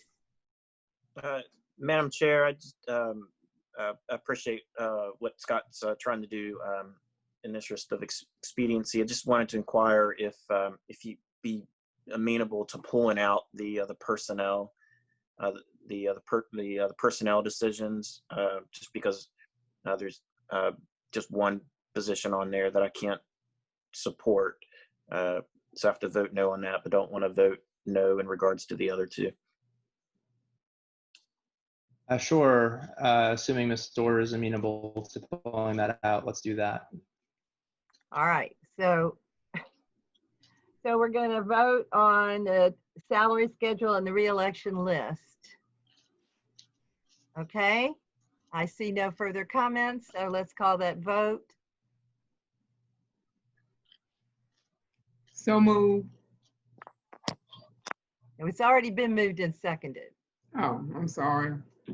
That's okay. That's all right. We're all right. We can't hear you.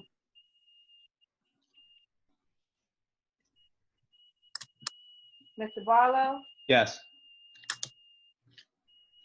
Ms. Dorr, Yes. Ms. Gibson,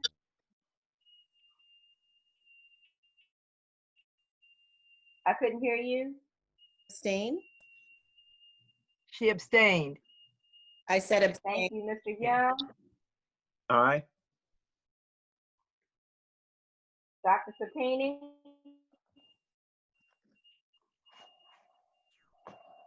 Yes. Ms. Cosby, Yes. Mrs. Page,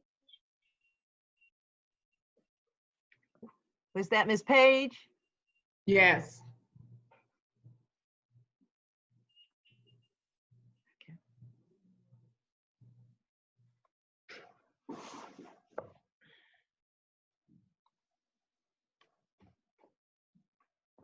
yes. Okay. Ms. Wilson, are you hearing us?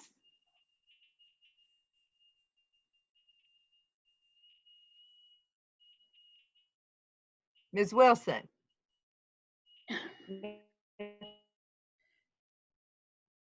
Madam Chair, I think there were two more. Okay. Yes. I'm not. I hear you. I don't see anyone else. Are you asking Thank me? you. I'm a yes.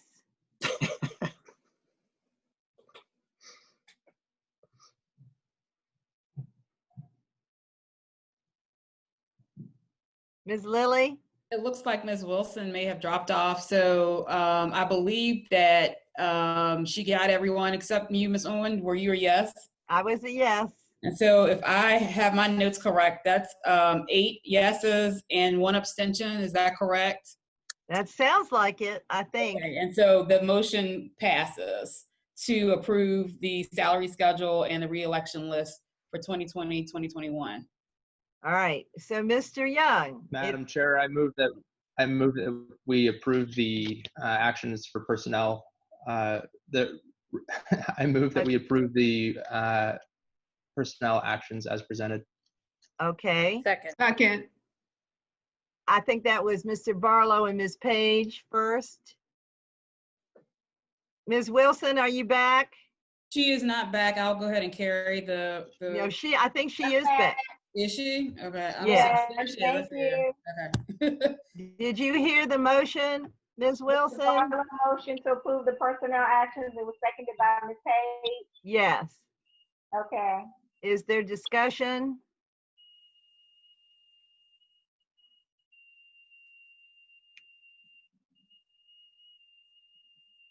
Ms. Gibson, did you want to discuss this, or were you just on there for the last one?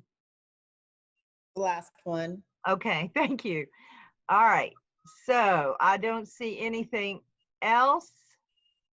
So let us call for the question on the personnel actions. Mr. Barlow, Yes. Ms. Page, Yes. Ms. Gibson, Abstain? Ms. Dorr, Yes. Mr. Young, Abstain. Dr. Sapini, Abstain. Ms. Cosby, Abstain? Ms. Burke, Yes. and Ms. Owen. Yes. Motion passes 5-0.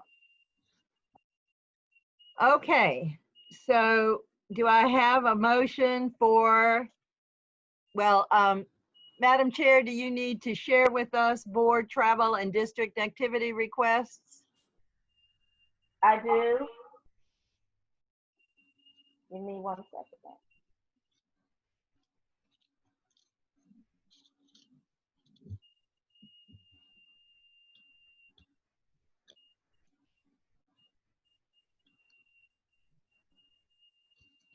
So I've received a request from Mrs. Burke to participate in a VSBA webinar on July 21st for $150, to donate $1,000 to Bellevue for student achievement recognition, and to donate $1,500 to Franklin Military Academy for stock market programs, soccer bags, and field trips for a total of $2,650.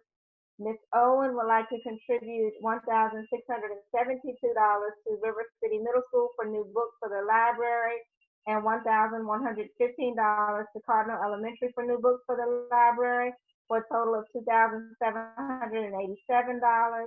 Mrs. Page would like to make contributions to support school culture and climate incentives at Bouchard for $500, Blackwell for $500, Broad Rock for $500, Oak Grove Belmead for $500, and Summerhill Pre-K for $298, for a total of $2,298.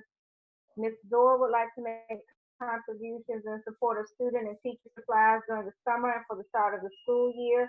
To Carver Elementary, $299. To Albert Hill, $345. Thomas Jefferson, $416. And Cary Elementary, $130. For a total of $1,190. Mr. Barlow would like to contribute $2,000 for at-home reading materials and supplies for Carver Elementary students, and $1,500 to Fox Elementary for flexible seating for students to improve focus, increase the feeling of classroom ownership by the students, and reduce distractions, for a total of $3,500.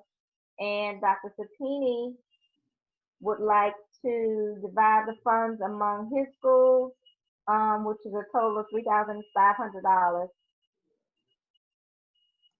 Do I have a motion to approve these? So So moved. moved. All right, Second. we'll go with Ms. Page. Wait. Oh, No, I have mine. Anyway, I want to divide my funds amongst my schools, and I'll provide you the explanation. This is Felicia Cosby. yes, Sixth okay. District. So Ms. Cosby would like to submit her request first verbally and then in writing. Okay? So Ms. Page has moved to approve, and Ms. Page, are you good with including Ms. Cosby? Yes. Mr. Barlow seconded. Mr. Barlow, Yes. are you good with including that? All right. So here we go. Ms. Wilson? Ms. Page, Yes. Ms. Cosby, Yes. Mr. Young, Abstain. Dr. Sapini, Yes. Ms. Dorr, Yes. Mr. Barlow, Yes. Ms. Gibson, Yes. Ms. Burke, Yes. Ms. Owen. Yes. Motion passes 8-1. All right, thank you. Sorry, You can mute again. All right, so Mr. Cameras, in this whole thing, do we need to do the first read revisions to the policy tonight? Miss Lily is Miss Lily, saying- do we? Well, I'm just basing it off of previous discussions with the administration that, and maybe Michelle or can Mr. chime in, Hughes. but I thought that was needed to happen. But you know, Mr. Hughes. Jasper or Mr. Hughes, can you weigh in? And it's relatively quick to. We're happy to defer it to the 15th. That's fine. Okay. Ms. Dorr, now that you're back with us, where are you? Yep. Do you need to have the COVID-19 response to employee testing positive discussion tonight? I feel like it's pretty urgent, so yes, I Okay. would like to. All right, so is everybody then, and let me see you. Everybody show me yourselves. If you're okay with doing that and then going to closed, and omitting all the others, let me see a thumb up. I don't see you, Mr. Young. There you are. Ms. Gibson? Well, it seems to be, Mr. Barlow, was that a thumb up from you? Sure was. Okay, Ms. Burke. All right, so then we will do that. So then let's move on to the COVID-19 update about protocols with employee testing positive. Cameras? Yes. So our standard protocol is when we become aware of such an individual, we notify, of course, the health department and follow their guidance. And then based on that information, go ahead and do follow-up communication with the affected communities. Sometimes we don't get notification of a positive test result, but rather a suspected positive infection. And so sometimes there is a bit of a lag between that and the test result. And so that adds just a little bit more complexity. And then last, let me just add that obviously we can't compel individuals to share information with us about their current health status. So sometimes we find out about individuals who may have been exhibiting symptoms or that they may have been in contact with somebody else who may have been exhibiting symptoms at some later point. Again, we are somewhat at the mercy of individuals sharing that information directly with us. But again, once we do have that information, we contact the health department, they begin their contact tracing, and then we follow up with communication to the affected parties. Okay.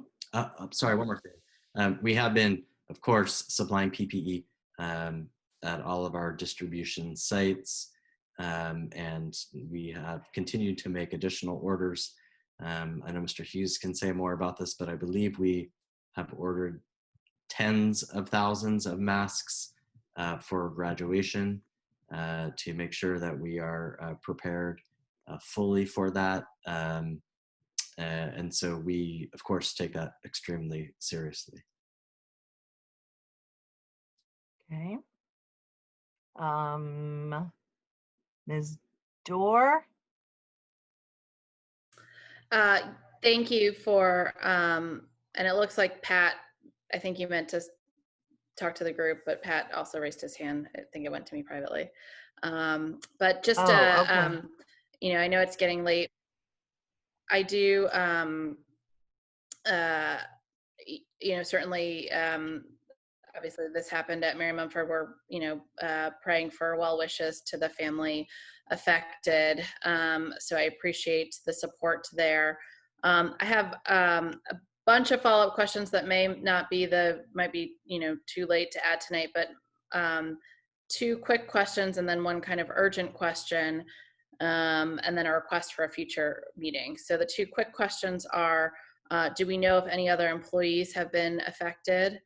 And the second quick question is, the sort of, if you could walk us through the chain of events. It's my understanding that you all were notified on Friday, but the public wasn't notified until Wednesday. So I suspect it was related to the testing, but I would like to understand a little bit more about that. My urgent question is related to the safety of RPS employees in our buildings, and specifically related to any kind of food or computer distribution. And then my follow-up question is a request to have a more in-depth debrief of this event. I think that understanding lessons learned from this event will help inform us for how we respond to, unfortunately, what I hope is the only, but likely to not be the first of these types of situations. Okay. And Dr. Sapini, and then we'll go back to Mr. Camrus. Real quick, my two questions are: one, how many PPEs do you have on hand now? And also, how many, you said you ordered some, but are there any that's in back order, or are we waiting for, whatever have you? Okay. Ms. Owen, would you like me to respond? Yes.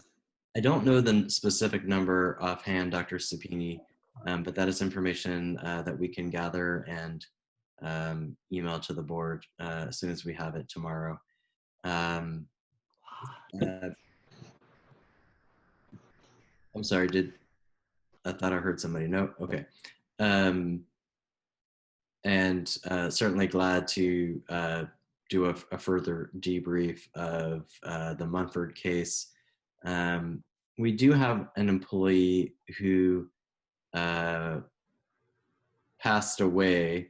It is suspected that it was potentially COVID. This is an employee that was not working in any distribution center. This employee was a front office staff person who did not have any interaction with the public. But we don't know for certain, and the family hasn't released any additional information. So there's not more to be shared at this point. As for the timeline, I do think with the holiday weekend, that slowed things down. And so we do want to look at that and see how we can make sure that regardless of whether it's a weekend or a holiday or whatever, that all of the wheels are moving as expeditiously as possible. So certainly something that we're taking a look at as well. Okay. I don't see any further questions on this matter. All right, then Mr. Barlow has new business. My apologies, Madam Chair. My computer seemed to freeze for a second there. Call on me? Yes. For Thank your you. new business? Yes, Madam Chair. I really appreciated the feedback that we received in public comment related to the use of school resource officers in our buildings, and do want to, and I've heard similar feedback from others in the community. Since we've been in this meeting, a block and a half from my house, mass of peaceful protesters were pepper sprayed by the Richmond Police Department. I witnessed the same thing happen Saturday evening, as well as rubber bullets shot at peaceful protesters. I'm very concerned about what this means for our community. I'm very concerned about how this may impact the mental well-being of our kids in RPS, And I think we owe it to ourselves and to our students and to the community to engage in further discussion about how to most effectively partner with the Richmond Police Department. So I would like that added to as an agenda item at our next board meeting. Okay.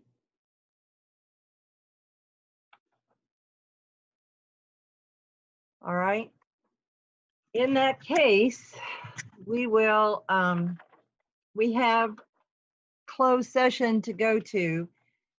And so I'm speaking now to our public. We are going to go into closed session and we're going to be gone a while. We're going to leave this meeting entirely. We're going to go to 2 other private meetings because they have to do with legal matters. And so the people that are involved in that get total privacy and total protection. So we will eventually come back and vote to certify that that's all we talked about in closed. And we might say a little bit about what we, what we need to do. We may take a vote, but no names will be used. I don't know if it's worth your time to wait for a long time for us to come back and do that, but it's entirely up to you. I will say to our translators, thank you, thank you, thank you, thank you. I know we weren't always speaking slowly because we get carried away, and we appreciate your long, hard work here this evening. So thank you to our public for sticking with us this long. Thank you to our translators for supporting us. And at this point, I have the motion to read into closed unless there is something else that somebody wants to say to me. I see that a note from Ms. Cosby, but otherwise, anything else? All right, here I go. Pursuant to sections 2.2-3711A1 of the Code of Virginia, 1950 as amended, I move that the school board of the city of Richmond convene in closed session to discuss prospective candidates for employment and the assignment, promotion, performance, demotion, salaries, disciplining, or resignation of employees of the division, including consideration of the human resources agenda of this date and reassignment recommendations in employee matters 1920-06 and 1920-07. Is there a second? Second. Okay, Mr. Barlow has seconded. Okay, you need a vote. Ms. Dorr? Yes. Mr. Barlow? Yes. Ms. Gibson? Yes. Mr. Young? All right. Dr. Sapini? Yes. Ms. Cosby? She has left the meeting.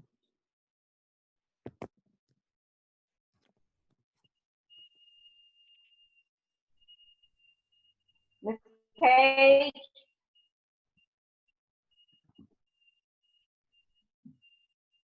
You're Yes. me.